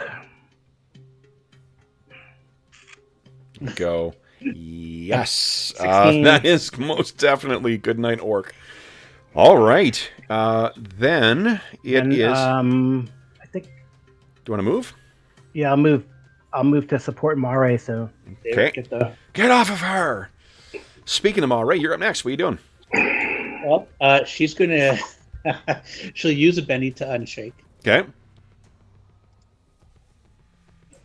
And she says, "Good night, orc." Because Clockwork or Kate said, "Say good night, orc," and so now Mari is like, "Good night, orc." Nice. Yeah. She obviously thinks this is the correct etiquette, but Yeah. And then she's going to shoot at one of these dudes. It's in front of her. Okay, so the way that shooting in melee works is just you target their parry instead of targeting their have a target number 4. Okay. You can use pistols in melee. So what it'll be is hold on. Can you shoot out of melee? Or is it the same? Yeah, you can shoot out of melee. Yeah, absolutely. If she saw the hobgoblin sneaking up along the or the necromancer sneaking up along the side, she just turn and take a shot. Yep, -2 to hit because of one of her abilities. All right. Is she in range? She loves staying in short range. I like that. Mm-hmm. Some of her abilities may be short ranged. Oh! How many shots do you have left in your pistol? Do you really want to know? I do. I'm keeping track. It's on my character sheet. But... All right. So then next up, guys, will be the minions. All right. So we've got this orc scrapper is going to try and hit Clockwork. He's got no benefits now. Oh, Clockwork, we forgot to do your vigor check. Go ahead and give us a vigor. I did. I failed. Oh, no. I did it a while back. Yeah, I got a all right. Roll. Then the orc, in spite of that, your uncanny reflexes still benefit you, and you're not hit. These, I think both of the rodents are going to attack, or the rat folk are going to attack Kate with their nasty little daggers, because then they get a gang up bonus. So Kate, your parry is a 5, but your defenses are more impressive. 6, actually. Yep. Oh, 6. Okay, nice. So yeah, yep. I think I increased agility. That's why last time. What's that? I increased my agility. So agility doesn't affect parry. Parry is based on fighting. Something did. Oh, so anyway, it's a 6 according to my character. I did increase fighting. That's right. Yeah. I did increase fighting. Yep. Whatever it is, I'm awesome now. So, all right. And these hobgoblins, having buoyed by their last shots, will have, and in spite of shooting their allies, so have 1 shot on Clockwork. That's a miss. 1 shot on Mare, also a miss. Oh no, and that one, Mare, go ahead and give us a roll 2d6. These guys are great. They just don't give a shit about their allies. Okay, so once again, they're just grazes off one of those rat folk, and he chitters something angrily at the hobgoblin. And then last shot against Kate. Kate, that is a hit, but your armor is an 8. Mm-hmm. And I only rolled a 7, so it ricochets off of your armor, keeping you safe. Next up is Clockwork. What are you doing? Still blinded, unfortunately. I'm effectively going to try and blind fight the scrapper. Okay, go ahead and make an attack. It's -4.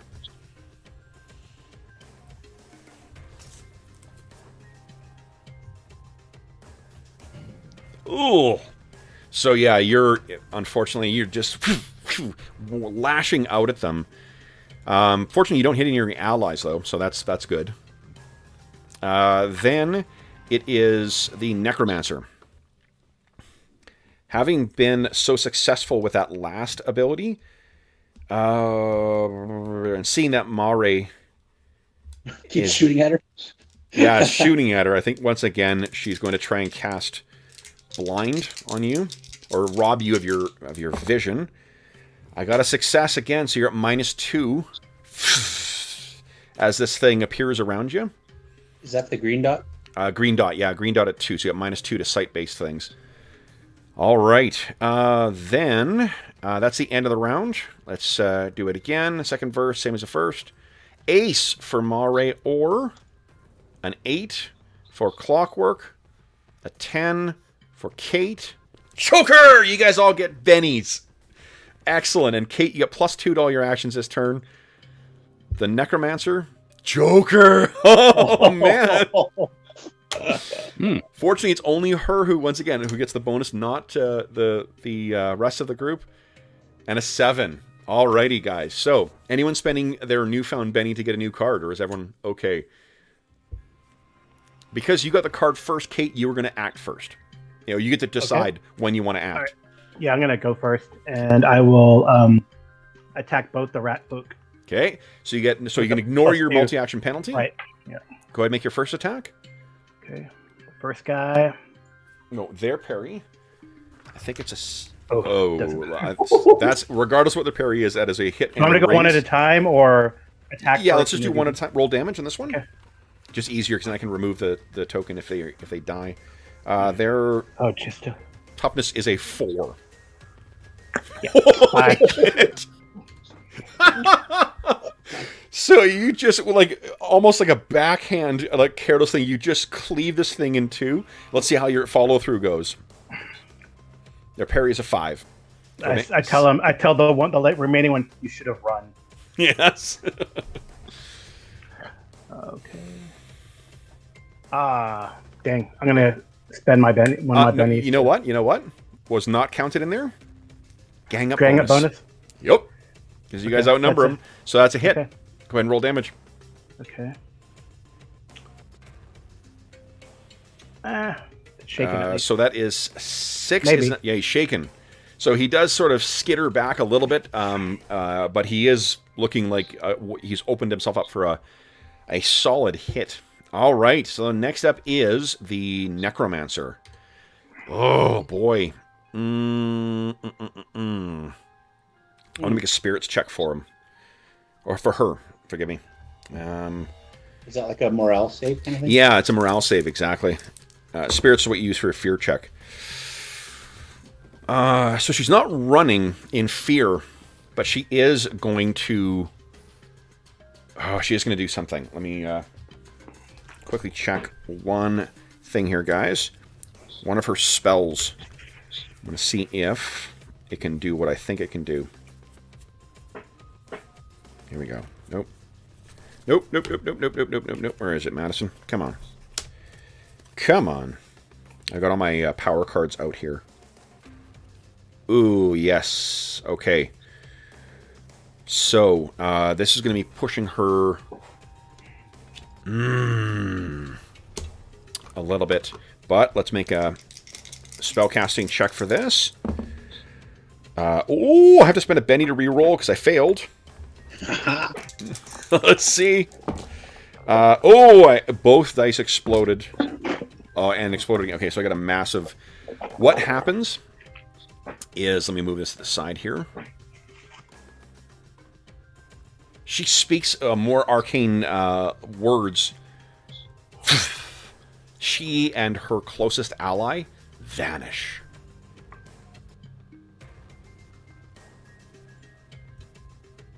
Okay.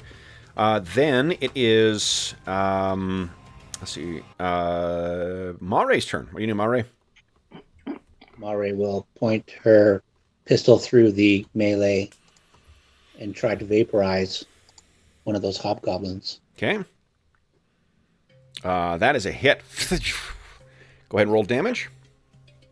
Their toughness, you got AP 2 on that thing. Oh, yeah. You hit it in the left eye. And it drops down. Make a spirit check for this last one. Oh, no, it's going to flee. All right. I believe it's called Pink Mist. Yes. Next up is Clockwork.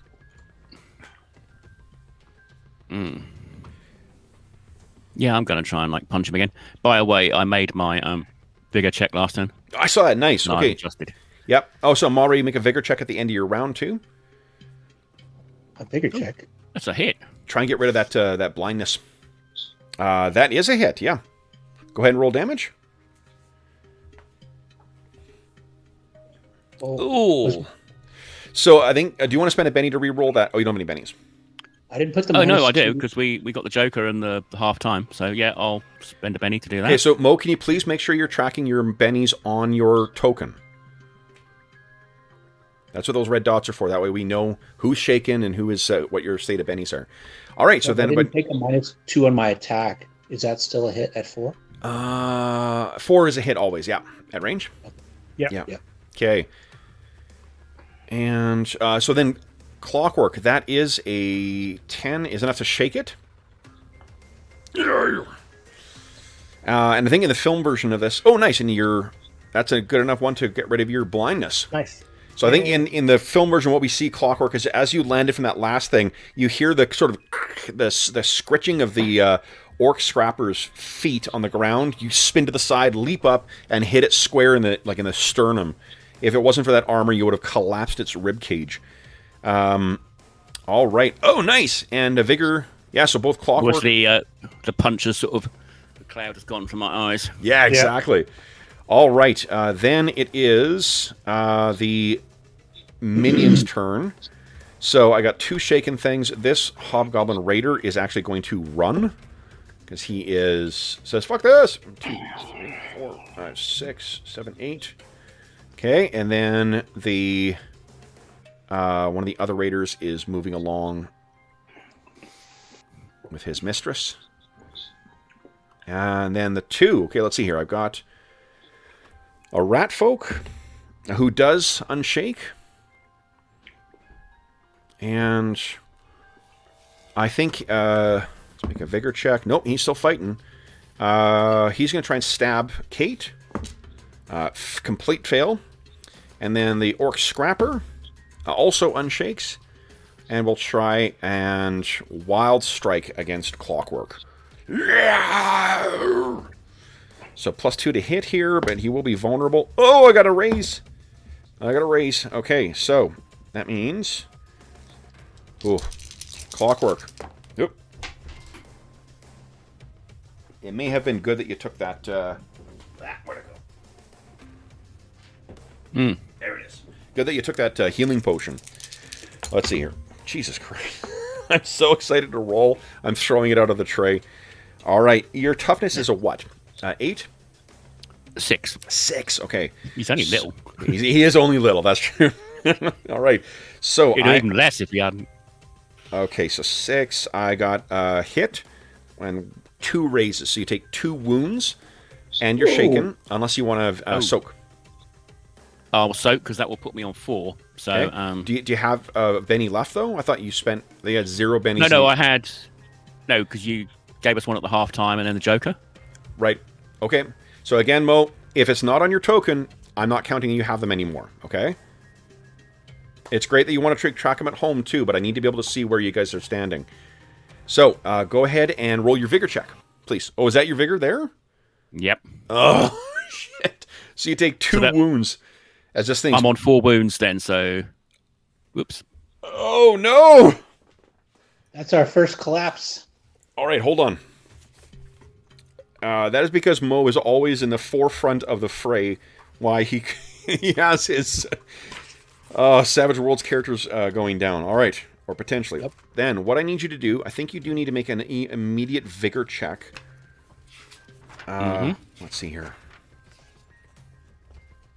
Because you were incapacitated, I need you to make an immediate vigor check, please.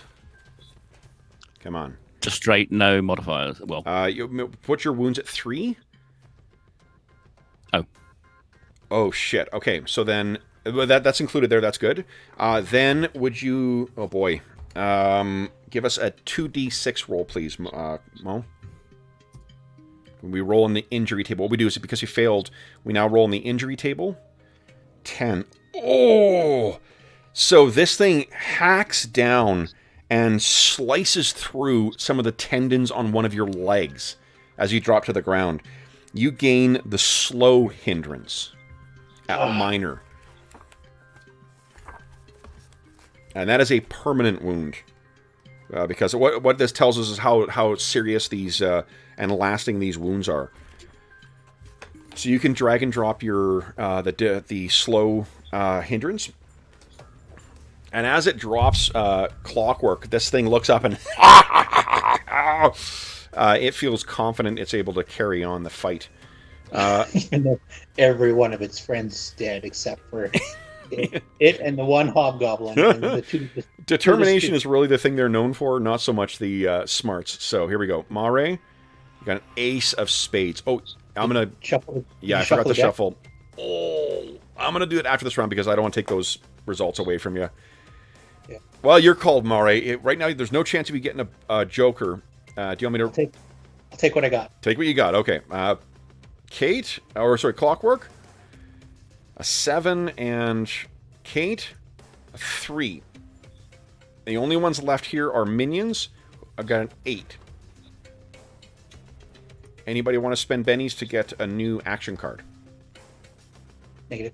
Negative? All right, so then, Mare, you're up first. What are you doing? She heard Clockwork yelp out when he got hit, and she turns and blasts the orc. Please do. So did Mo's character go down? He's like incapacitated down? Is that... Yes, he's incapacitated and has suffered a injury to his leg. So, let's see here. And I think on...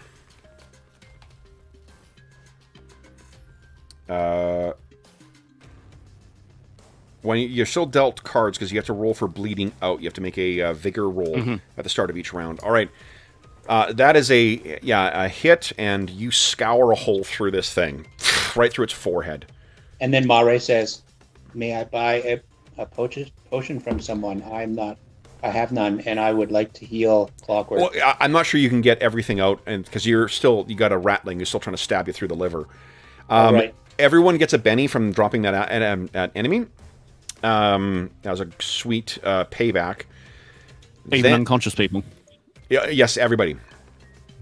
Because you may be able to spend that to re-roll here. Yeah, that's what I was thinking. Okay, so then the injured character is dying. Must make a vigor check at the start of your turn. So next up is... Oh shit, it's actually the adversaries. And I did make a spirit roll for this thing. This thing's still fighting. It's going to try and... it screeches out and is going to try and hit Mare. Mare, your parry is currently a 6, right? That is correct. Okay, so actually I still miss you. You're able to, when you spin around, this thing tries to get in at you, you duck back, it scratches its short sword across your shield. Then it is... this other one is going to run a little further. So in the shortened version, the edited version of my dialogue that we talked about, Mara just says, "I have no potions." Okay. Nice. Clockwork. So we need a vigor check from you, please. He goes. Come on. Man, that vigor is not your friend today. Spend a Benny to re-roll that, please, because otherwise you... Yep.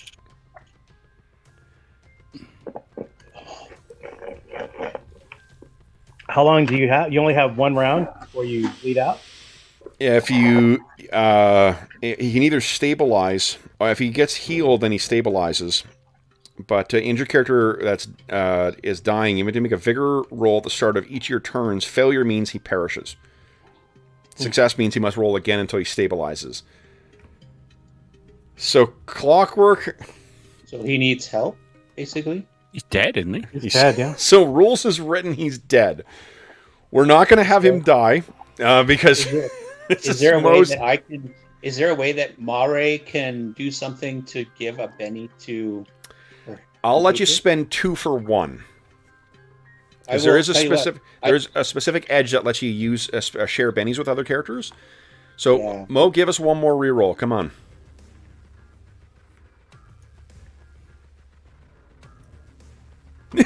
He survives for one more round. Okay. Oh my god! I used my last healing potion, so there's none on my body. So. Okay. All right. Yep. Kate, you were up next. What are you doing? What will happen? I quickly give that rat folk a chance to surrender, but I'm gonna bend down and stuff a potion or force drink Clockwork to drink a potion. Yeah. Okay. So if you force that drink down, because he looks like if he's seconds away from shuffling off his mortal coil. It's like, yeah.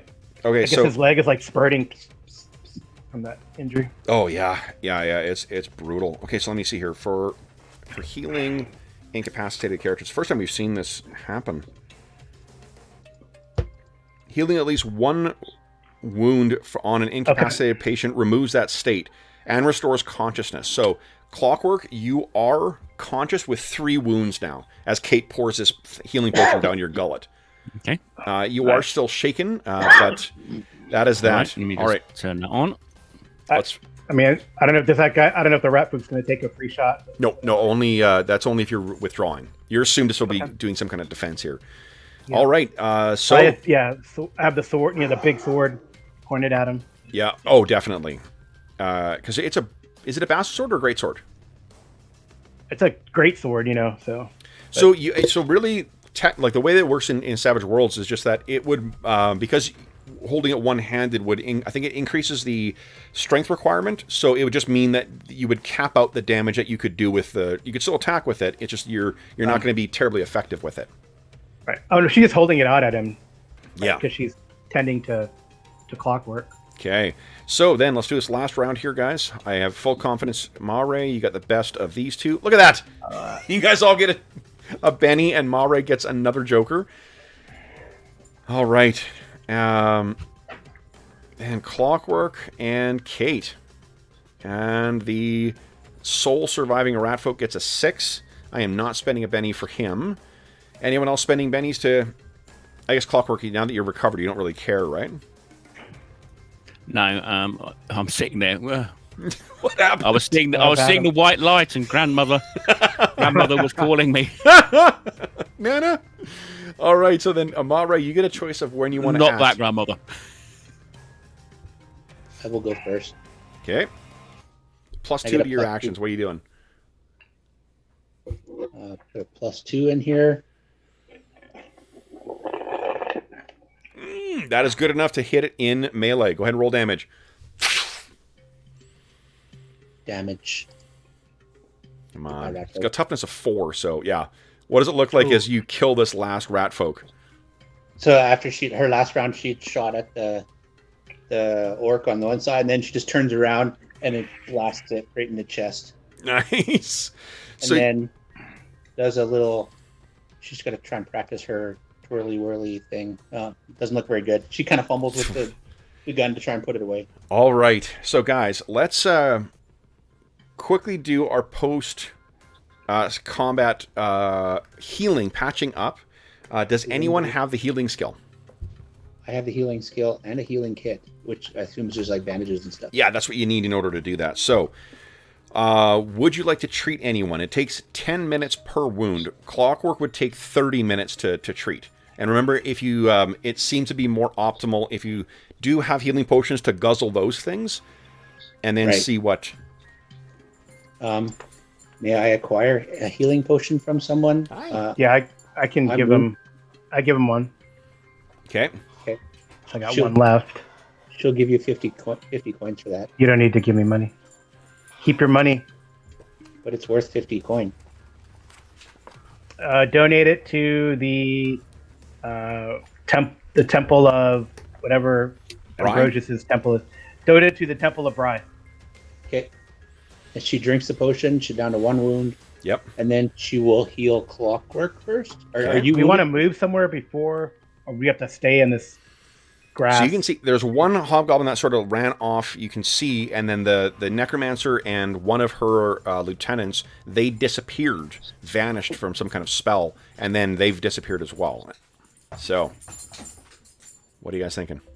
I will. I say we heal up, and then we pack up camp and move out. Okay. Did you want to search the bodies, Kate, while I heal Clockwork? Sure. Okay. So with let's do the healing for Clockwork first. Yes, Anna. Anna says hi to everybody. So give us a healing check. You should have no modifiers. Oh, you want to spend that Benny? I will spend my last Benny to heal Clockwork again. And this is a skill check, so I can get my Elan bonus. May I make a suggestion as well, too? If you have any other healing potions that you intend to make use of, it might be good to give it to Clockwork before you do healing, because if you fumble, you inflict a wound on him, and he's at 3. Oh, no, at 2. I think someone. Oh, you're at one. No, because your healing potion, it restores you to 3. Yep. You get rid of incapacitated instead of dying. So you're still at 3 wounds. Clockwork, do you have any more potions? No, I used the last one on myself. I had 2, but we used one the week before. Yeah. I have one more. I bought that extra. So let's quickly think about the rules here. So there's a golden hour that you have to do first aid, right?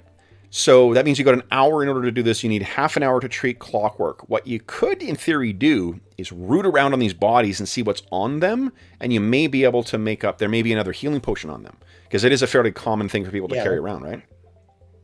But I have another one just in case. So Kate has one more. Okay. So let's check the bodies. Let's loot the bodies. Then we'll do healing. But we have to be quick. So don't dilly-dally.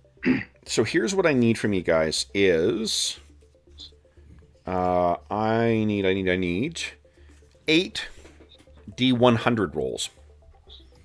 This will tell us what potions are among the guys here. So are you splitting this up 3, 3, 3, and then someone rolls 4? Sure. My 3. Okay.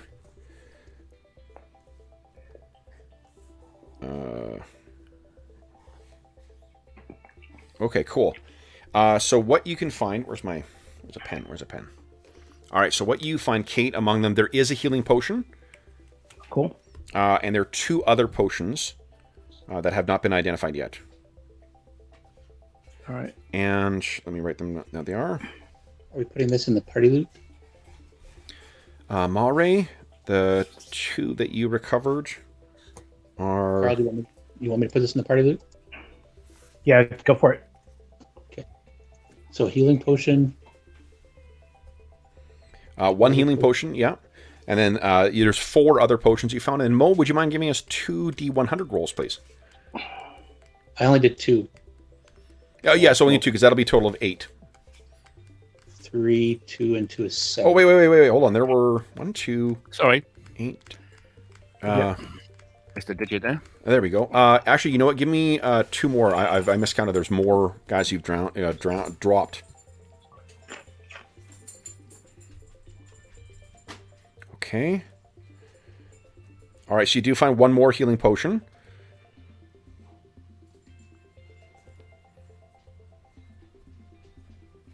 All right, and the last one is... Oh, interesting.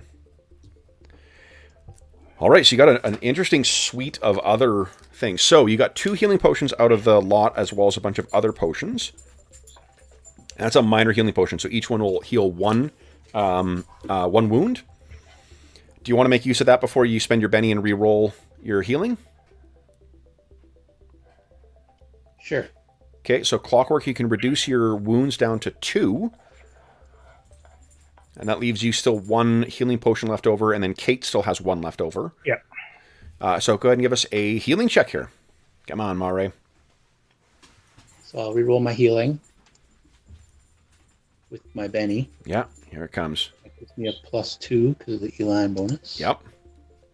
There you go. You're healed for 1 more. Clockwork, so you're down to 1 wound now. And are you wounded, Kate? Nope. Surprisingly. Okay. I have 1 wound. I can try to heal myself for 1 wound. You can, yeah, absolutely. Take it 10 minutes. Bandage myself up. And someone give me... actually, Carl, why don't you give us a 2d4 roll, please? So the 5 good enough to... Okay. So you also recovered 200 silver pieces from amongst these guys. Okay. So you putting that on there, Dave? 200 silver?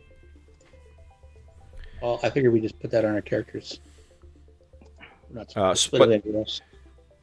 Yeah, so and I've set up the different loot between the two different adventures we have going on. We got the loot for the White Stallion, and then there's the party loot for the rest of you guys.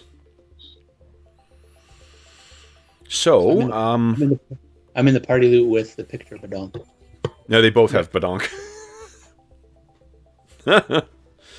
So, then, what do you guys wish to do here? So that was a pretty... How did your healing go, Mari? Oh, yeah, you've healed it. Great.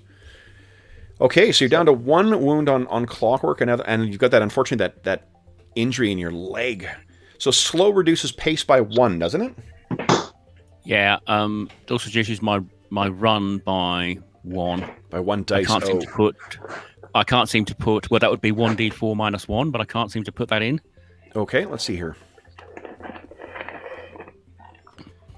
It just seems to be a drop down. Yep.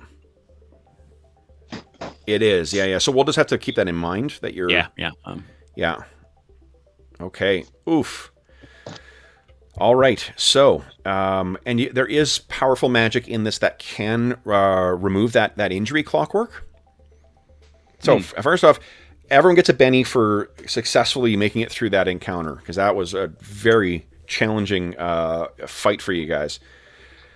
So, does Kate... I can't remember. Does Kate have Detect and Conceal Arcana as one of her spells? No, she just has Protection, Bolt, and Smite. Okay. Give me a sec here. I think you may be able to identify these potions just with your... I have Occult and Spellcasting. Yeah, because the way that all arcane... what do you call it? So I'm not putting the silver discs on the party loot. If everybody just wants to put 66 silver coins on their money.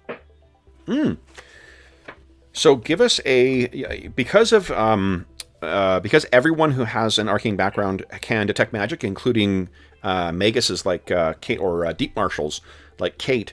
You can just use your occult to try and identify these potions. So, which ones... Let's just make one roll and use it for all of them. That sound good? Sink or swim?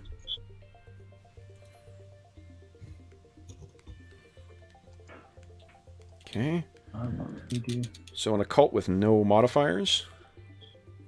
All right. Phenomenal. Holy shit. All right, Kate. Oh, yeah. I remember reading about these. Yeah. So here are the different potions you guys got. One is a potion of mage armor, which will give you a +2 to your... It'll be just like as if you cast protection. Yep. So it gives +2 to your armor for 5 rounds. One of them is a potion of sanctuary, which works just like the sanctuary power. One is a potion of enlarge person, which acts just like growth. One is a potion of reduce person, which also works just like growth. One is a potion of jump, which is... I don't think there is a power that would quite... let me take a look here. Maybe there is. Can't remember if there's a power that simulates that or not. Maybe a boost athletics? Yeah, probably. Let's see here. But only specific to jumping. I think maybe a limited... a limited fly. A fly ability so you can jump 12 squares. Okay, at one time. And then there is 2 potions of magic weapon, which I'll just treat as smite. So it gives you +2 to hit, +2 to damage. Yep. And counts as a magic item. So 2 potions of magic weapon, 1 potion of reduce person, 1 potion of enlarge person, 1 potion of jump, 1 potion of sanctuary, and 1 potion of mage armor. So pretty sweet little haul here, guys. what do you guys wish to do now? So having recovered that stuff, you know that you see no sign of the necromancer coming back while you're treating your allies and recovering. What do you guys wish to do? We could fall back to our camp, right? Was there any other gear on them that's worthy of taking? Not really. There's armor on each of them. Like because you guys don't have horses or anything like that, you don't really have a lot of encumbrance room to spare. So I'm assuming that your characters would make the call. If there's each of the hobgoblins had a longbow. Yeah, maybe take the bows because those could be useful. Well, again, you got to count that on your encumbrance, and your encumbrance gets up pretty quickly. Right. What if I swapped out my short bow for a longbow and took some of their arrows? You could do that. Yeah. So the longbow. Let's see here. Let me tell you what the stats are on. I think the reason you didn't get a longbow is because it over encumbers you, Mare, with all your other stuff. She's not very strong. Yeah. And I think it's got a strength requirement too, so it actually reduces the damage you do with it. Yeah. But here, let me see here. One of the nice things with Savage Pathfinder is like no one's restricted from using weapons by virtue of their class. It's usually the strength that is the deciding factor. Well, Kate's pretty strong, so I guess she could take a longbow. Mm-hmm. Okay, so the D6 strength. Longbow only requires D6 strength? No, I have a D6. Oh, you have a D6, yeah. So minimum strength for a longbow is a D8. It does 2D6 damage, has ranges of 15/30/60. Yes. I'm not strong enough. Oh, well. So, let's see here. So minimum strength. So if you're using it's not that it reduces damage. It for each dice difference between what you've got and what you need, you take a -1 attack penalty. So you could use the longbows, but if your strength's not a D8, you just take, like you had a D6 Mare, you'd be at -1 to hit with it. It weighs 3 pounds. What were those two rat guys carrying? They had some weird weapon they were using. Yes, they did. They have muskets. Muskets? Yep. So the muskets are, let's see here. The meter on my Inferno pistol is getting low. Oh, yeah. So the musket has a reload of 3, but it has a 10/20/40 range. It has a damage of 2d8. Minimum strength only 6, but it weighs 15 pounds. Wow. And each of these has, let's see, they fired a handful of times, so they probably got about 15 bullets left for each of them. So what do you think? Already did one of those? You want to take one of those? They're not well maintained, so they would get a -1 to hit, but I think with your repair, you could probably just flat repair. These aren't things that require, they're not Numerian tech. And again, anyone can operate these as well, too. You don't need proficiency with it. Are either of you interested in muskets? No, I mean, I could take, Kate likes to take the longbow, it's fine. Okay. So you can add a longbow and... Yeah, I did it. Okay, great. 3 pounds. 20 arrows to your quiver. Okay. Can I leave my short bow behind and take two muskets? Absolutely. So the muskets are 15 pounds each. Whoa. Oh, Yeah. so it's like a... Well, I've got a D8 strength, so I can carry... Actually, I could use a longbow, couldn't I? You could, yeah. Oh, wow. So the longbows are how much? The longbows weigh 3 pounds, and 20 arrows weighs 3 pounds. Okay, that would fit. It calculates everything, I guess, huh? Yeah, it does, yeah. Yeah. Yeah, it does, okay. Oh, these muskets are heavy. Yeah, they are heavy. Like, one of the things you could decide, David, I think your shield is one of the things that really weighs you down. I wasn't sure whether you were wanting to play your character as a melee character or a range character. And if that's really, slowing you down and making it impossible to carry other shit, your light shields weighs 4 pounds. What armor do you have on? Leather. Okay. Studded leather? Yeah, Studded yes. leather. So you got stud leather. I think it's 19 for the tunic and jacket and leggings for that. So you could maybe drop some of your armor, but that would reduce your toughness. Right.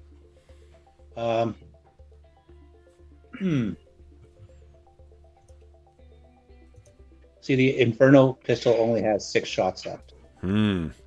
She's been just chilling through it. It's like, this is fun, but at the same time, it's also almost gone. So yeah.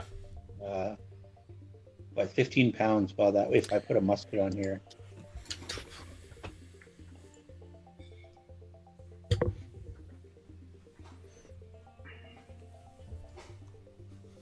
And if you dropped your short bow as well. Yeah, and you can, if you want to, Dave, make it easier for you, you can drag and drop the musket from the compendium. It's the same stats as what I'm using. Oh, okay. Yeah. So with, I guess, before we have you guys go and hide and whatnot, does anyone want to lay claim to any of those potions? Oh, yeah. Kate is definitely interested in at least one of the magic weapon ones and the enlarge. Yeah. So let's do this, guys, to make it fast. Unless anyone says, yeah, I really want that too, let's just assume you take it then. Okay. So you want to put those on your sheet then, Carl?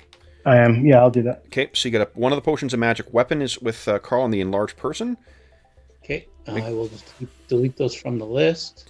What about mage armor, sanctuary, jump, reduce person, and a magic weapon? Go ahead, Clockwork. Well, I'd be quite interested in the mage armor, seeing as Yeah. You're wee. Okay. I feel like the jump would be up your alley too. You know, it'd allow you to leap 12 inches or 12 squares in one turn. Okay. And do you want to take the healing potion?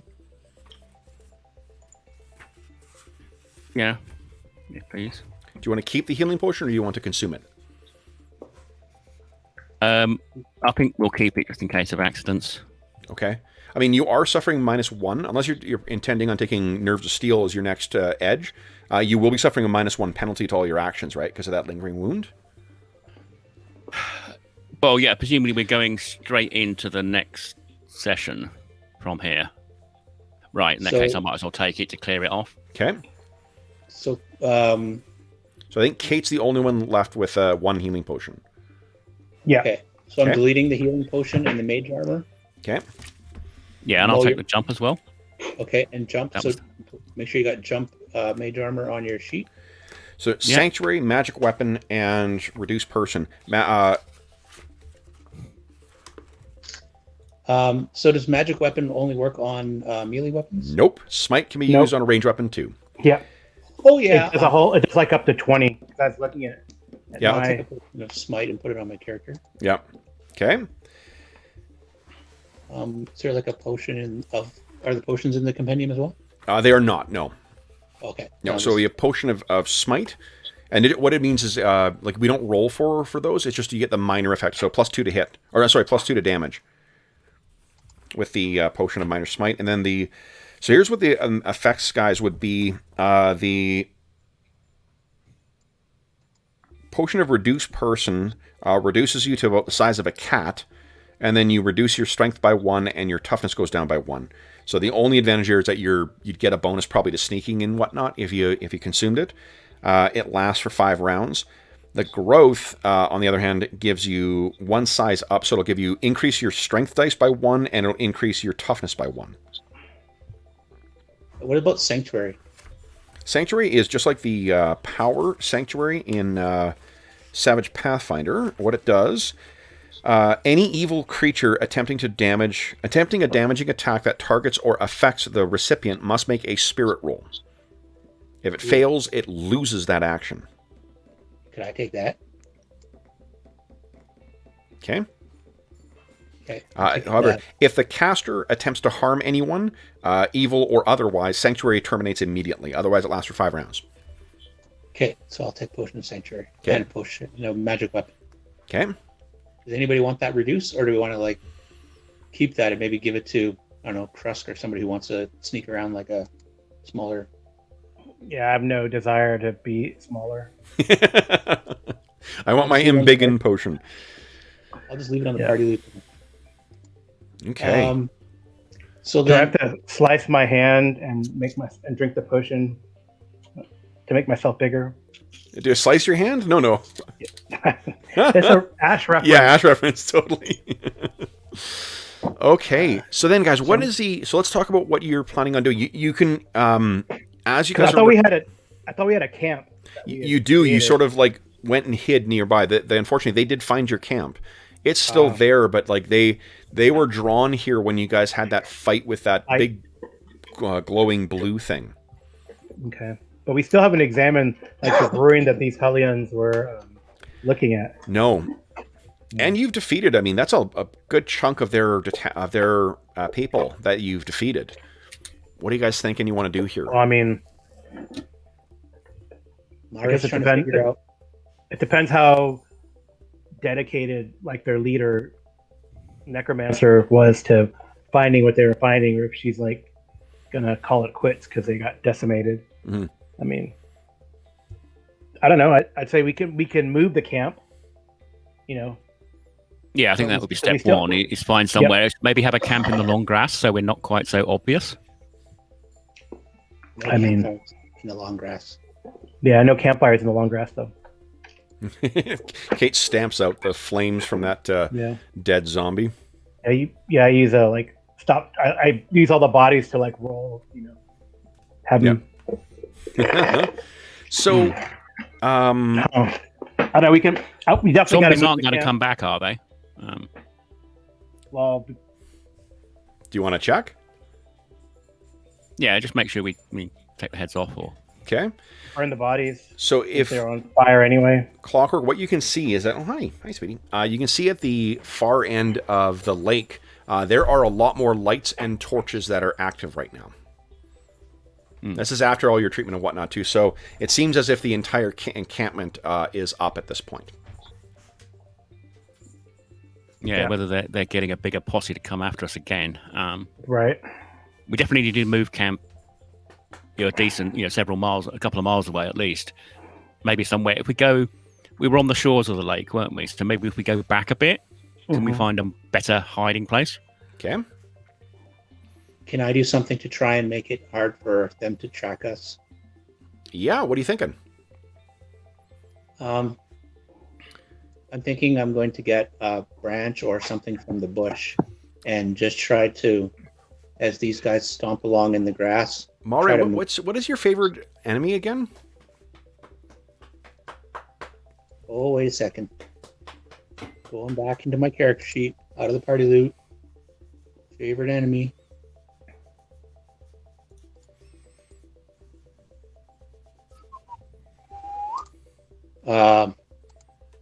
Humanoids.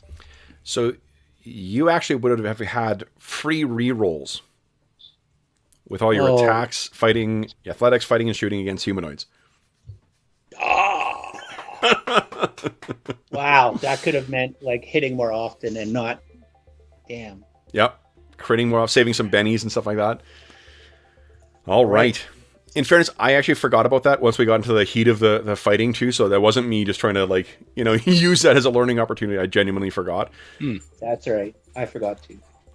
All right. So then let's do this. Let's Mare, why don't you give us a survival? I think your biggest concern right now is not having them track you, right? Like those rat folks seem to be the ones that found the tracks leading into it. It wasn't that they saw you, it's that they followed you. So why don't you give us a all right, I'm telling them, Bitey, the survival roll and get a free reroll. Yes, I know, it's very exciting. It's almost time for a W. Fantastic, with a raise. Wow. Okay, so a 12 is what they would need to follow you. So what's the badass way that Mare's like, follow me, and we see you guys basically disappear into the terrain? Well, actually, it's more like head that way, and she's going to follow along behind, and where our footsteps are pushing down the grass, she's going to use a branch to just kind of like fluff the grass up again so that it doesn't look like there's been anybody passing through. Fantastic. Yeah, so you travel for what? What do you think, like an hour or two? It's still nighttime as well. You know what? Let's do this, guys. Let's go back to our nighttime screen, because I think that just gives a good unless you spent time out on the prairies or whatnot at the night, it's easy to forget just how fucking dark it is. Yes. Okay. So. Deleting my short bow and my shield. Okay. You're leaving your short bow and your shield? Yep. Awesome. Okay. Trying to figure out how to delete this. If you click on the little, the little lock thing, it'll unlock, and then you can delete the things. Right. And it should automatically readjust your encumbrance as well. All right, so... Delete button is in the same place as the... I know, it's such a pain. You got to kind of hover over it and hit it just right. It's such a pain. Shit. I just deleted it twice, which deleted the... Mine's not actually calculating my encumbrance properly. You have to hit the carried or not. There's like a little X. Oh, sorry. That would help. I just deleted the Inferno pistol. Shit. It's gone. You left it accidentally. Did you remember your Inferno pistol, Mare? I think did you put the stats down somewhere other than your character sheet? In my character sheet. Shit. Just take a look back at the last attack you made on it. It should have most of the stats you need for it. Yeah. Yeah. All right. Because I think you put everything like the range and the AP and 3d6 damage. There you go. 12, 24, 48, damage 13, or damage 3d6, and it's got a -1 because of the glitch. So, we can picture, guys, that as dawn arrives, you guys are safe, and there's no apparent... doesn't appear that there's anyone who is tracking you. So, what do you guys wish to do? What's the plan here? Are you that ruin that was revealed in the lake? It still seems to be, untouched. I think Mare only took one because of the weight.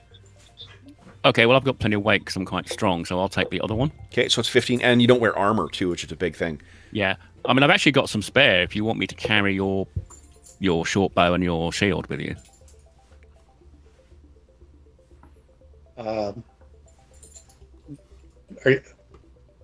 I would really like just to take both muskets, but so are they like a two-handed, like a blunderbuss kind of thing?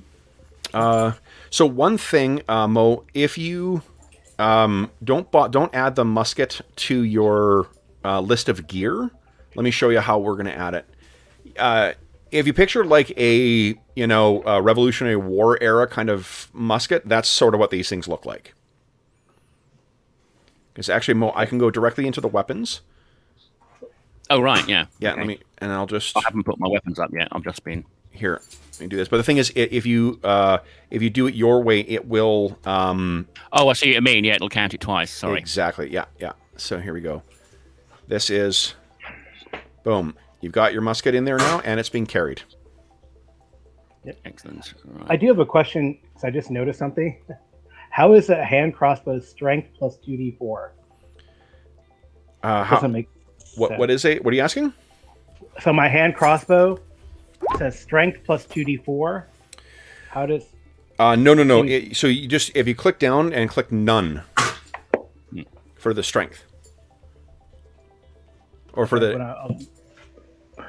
Well, the way it came, I think, so I don't know. Oh, okay, that could have been my error. Gotcha. All right. Where did I click none? Attack and damage? No, below that, when it says damage, it'll say something before that. You can click on where it says strength. NA. Yeah, it's NA. Okay. Not applicable, exactly. NA. Yep. Got it. All right, so then it'll just be 2d4. Now that makes more sense that it's just 2d4. Yeah. I'm assuming you guys would have an hour to rest and just recover. So that means, Kate, you will get your power points back. Okay. So you're back at 10. And then what is the intent for this, guys? We got about 15 minutes left in the session, so let's talk about what you plan on doing with respect to this ruin. Do we know anything about I feel like we still want to explore it, but it seems like the Hellions are everywhere. So you could reconnoiter it. One of the things I've done in this is I have kept track of how many there are. So because you guys chewed through so many of them and only some got to retreat, they are likely to know that you are out there, but they are substantially reduced in number. Okay. Yeah, I feel like we still want to stay and examine the ruin. Okay. And these Hellions are bad news, and we don't want them to recover all the goodies from it, right? So, yeah. So let's do this then, guys. Let's. I'm going to show you. Let me get your tokens here. I'm going to assume that you are going to try and reconnoiter again. Yep. I can tell you that because of your amazing roll, there's absolutely no chance of them catching you. Let me bring you to the map where their camp is. You guys can reconnoiter that, and then you can make a plan for how you how or if you intend to attack them. Sound good? Yep. Okay. So let me put you guys on the northern part of the map here and bring you over. Okay. Here, guys. You're going to want to zoom out because it is quite a big map, and you guys are right over here. So, the big berm in the middle here, you can assume that is the actual ship or the structure.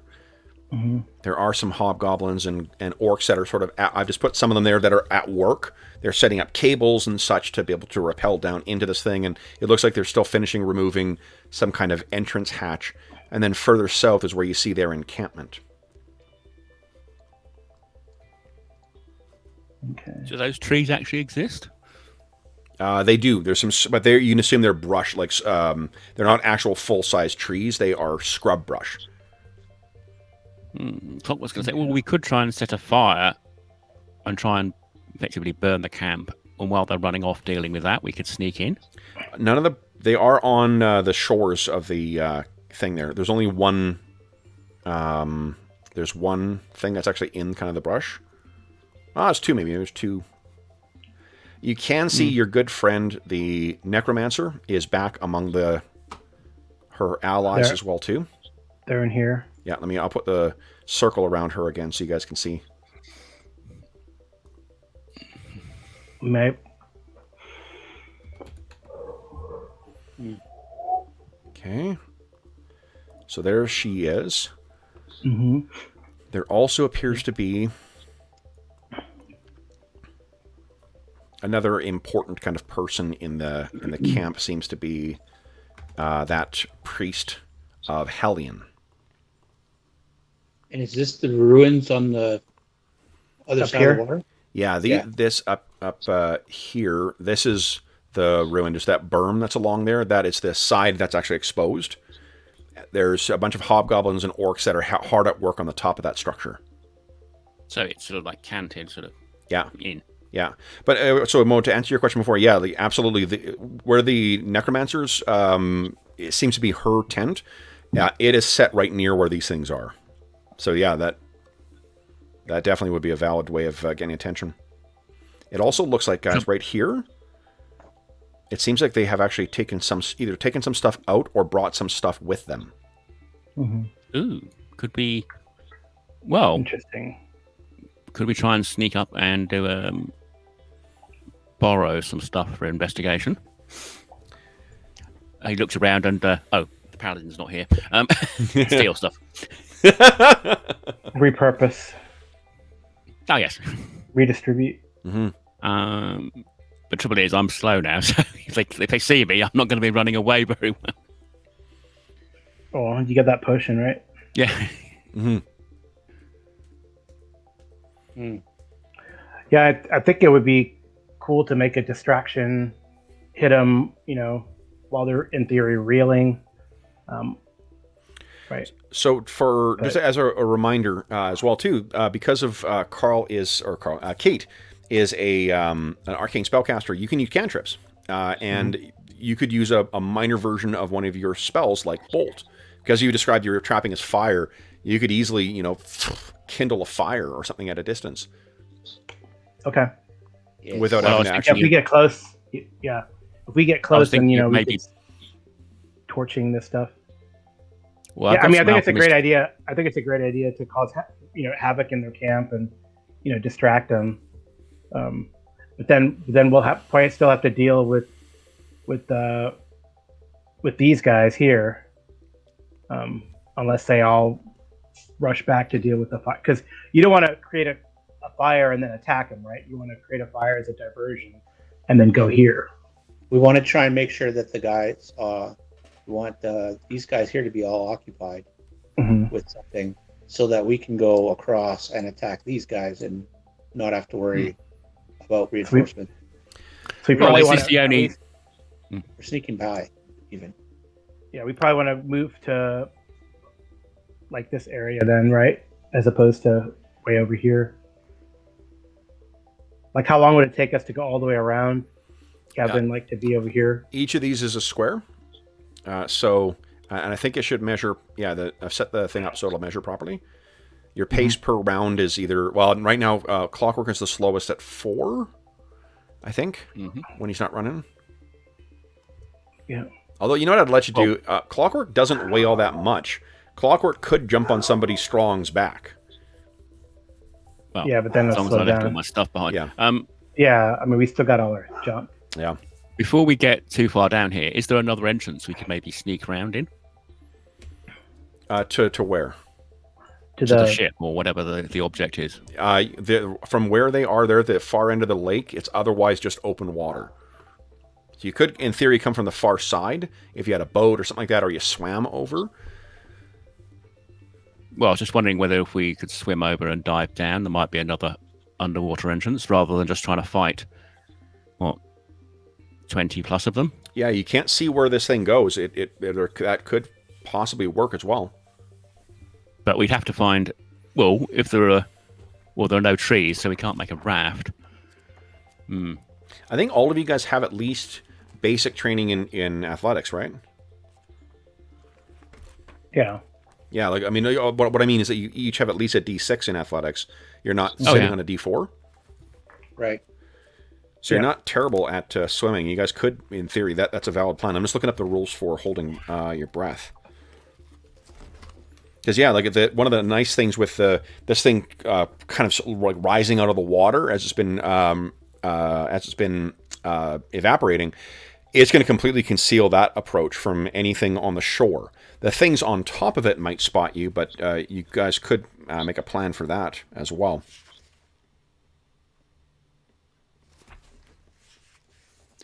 Yeah, so they were removing a hatch, presumably towards the front. I mean, maybe the other hatch is sort of like down slope, near the water's edge. That maybe we could try and open while being sort of covered by the slope. No, that wouldn't work.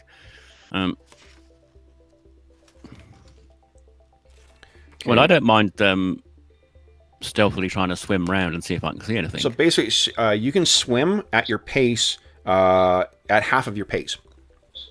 Well, I'm not much slower than the others then. Yeah. Nope. What do you think, guys? I think that's probably the best option. Is to see if there's an underwater, swim across and see if there's an underwater entrance. Yeah, I mean, we could go a bit further north as well, because presumably the ship is quite big. Yeah. Yeah, go across and come down here. Yeah. Do you have any, to build on your earlier plan too, do you have any thoughts on how to, if there's a fire on the other side, that could prove a great distraction for... Well, I do have some alchemist fire. If we maybe could sneak it into position and then you light it off, that might help the conflagration. Yeah, how... We have to get relatively close, it's... Oh, I see what you mean. You have to. Yeah, it's... So you can hold your breath for a number of rounds equal to 2 plus your vigor die. 65 squares. Oh, one thing that just struck me, we were going to repair that thing, weren't we? That thing that was in the blobby thing? You need to have access to an actual lab in order to do that. that. We don't have... Yeah. Right. Okay. If you guys are taking the day to wait, Mare, you would have 6 hours to kill, so you could actually make a athletics plus repair check to try and get rid of that glitch on your laser pistol too, or your inferno pistol, if you want. Yeah, could definitely try that. Well, I do have the fix it.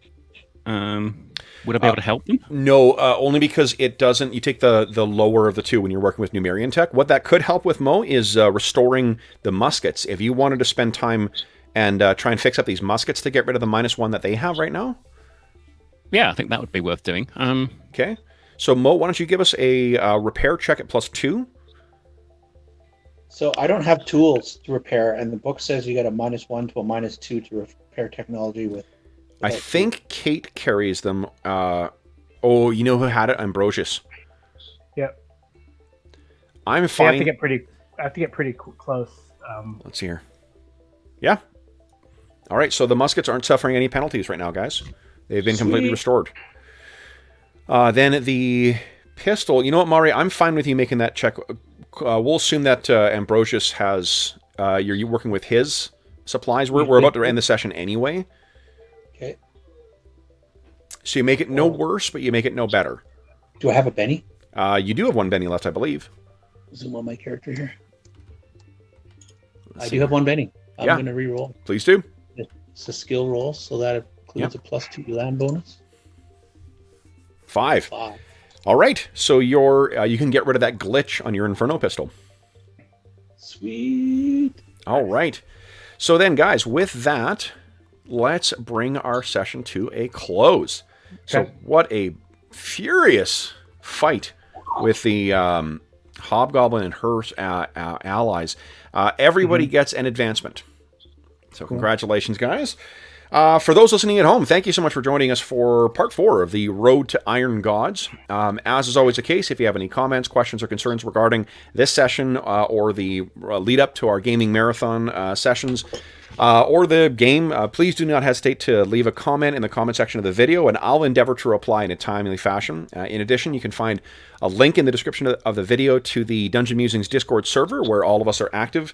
We have channels dedicated to Savage Worlds and to every other game we run on the channel, as well as a bunch of other great stuff. Tons of great people, tons of great conversations. You are more than welcome to join us over there.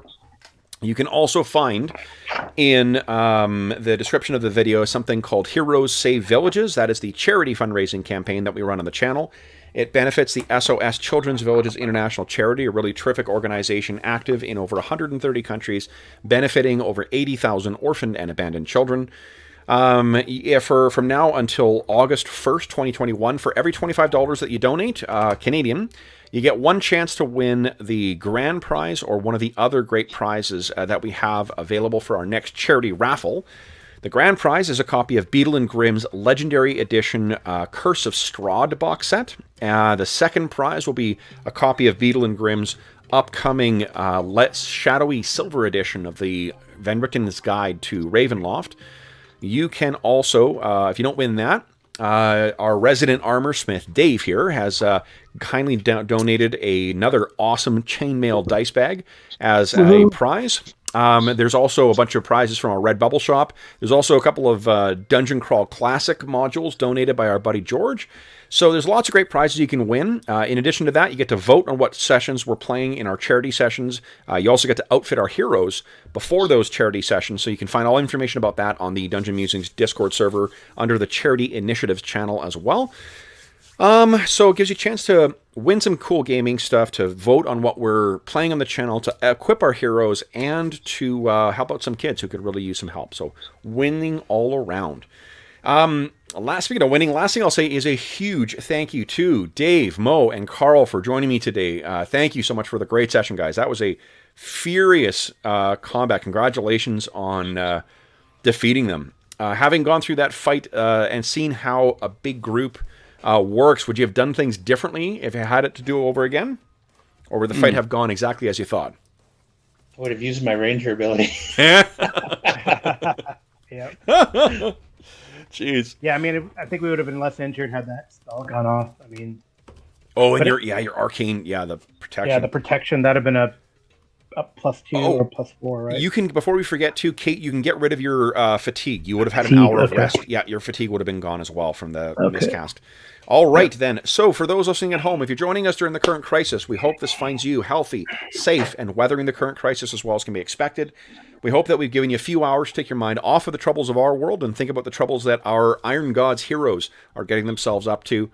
And until we see you again, stay safe, stay healthy, and happy gaming. See ya. See ya.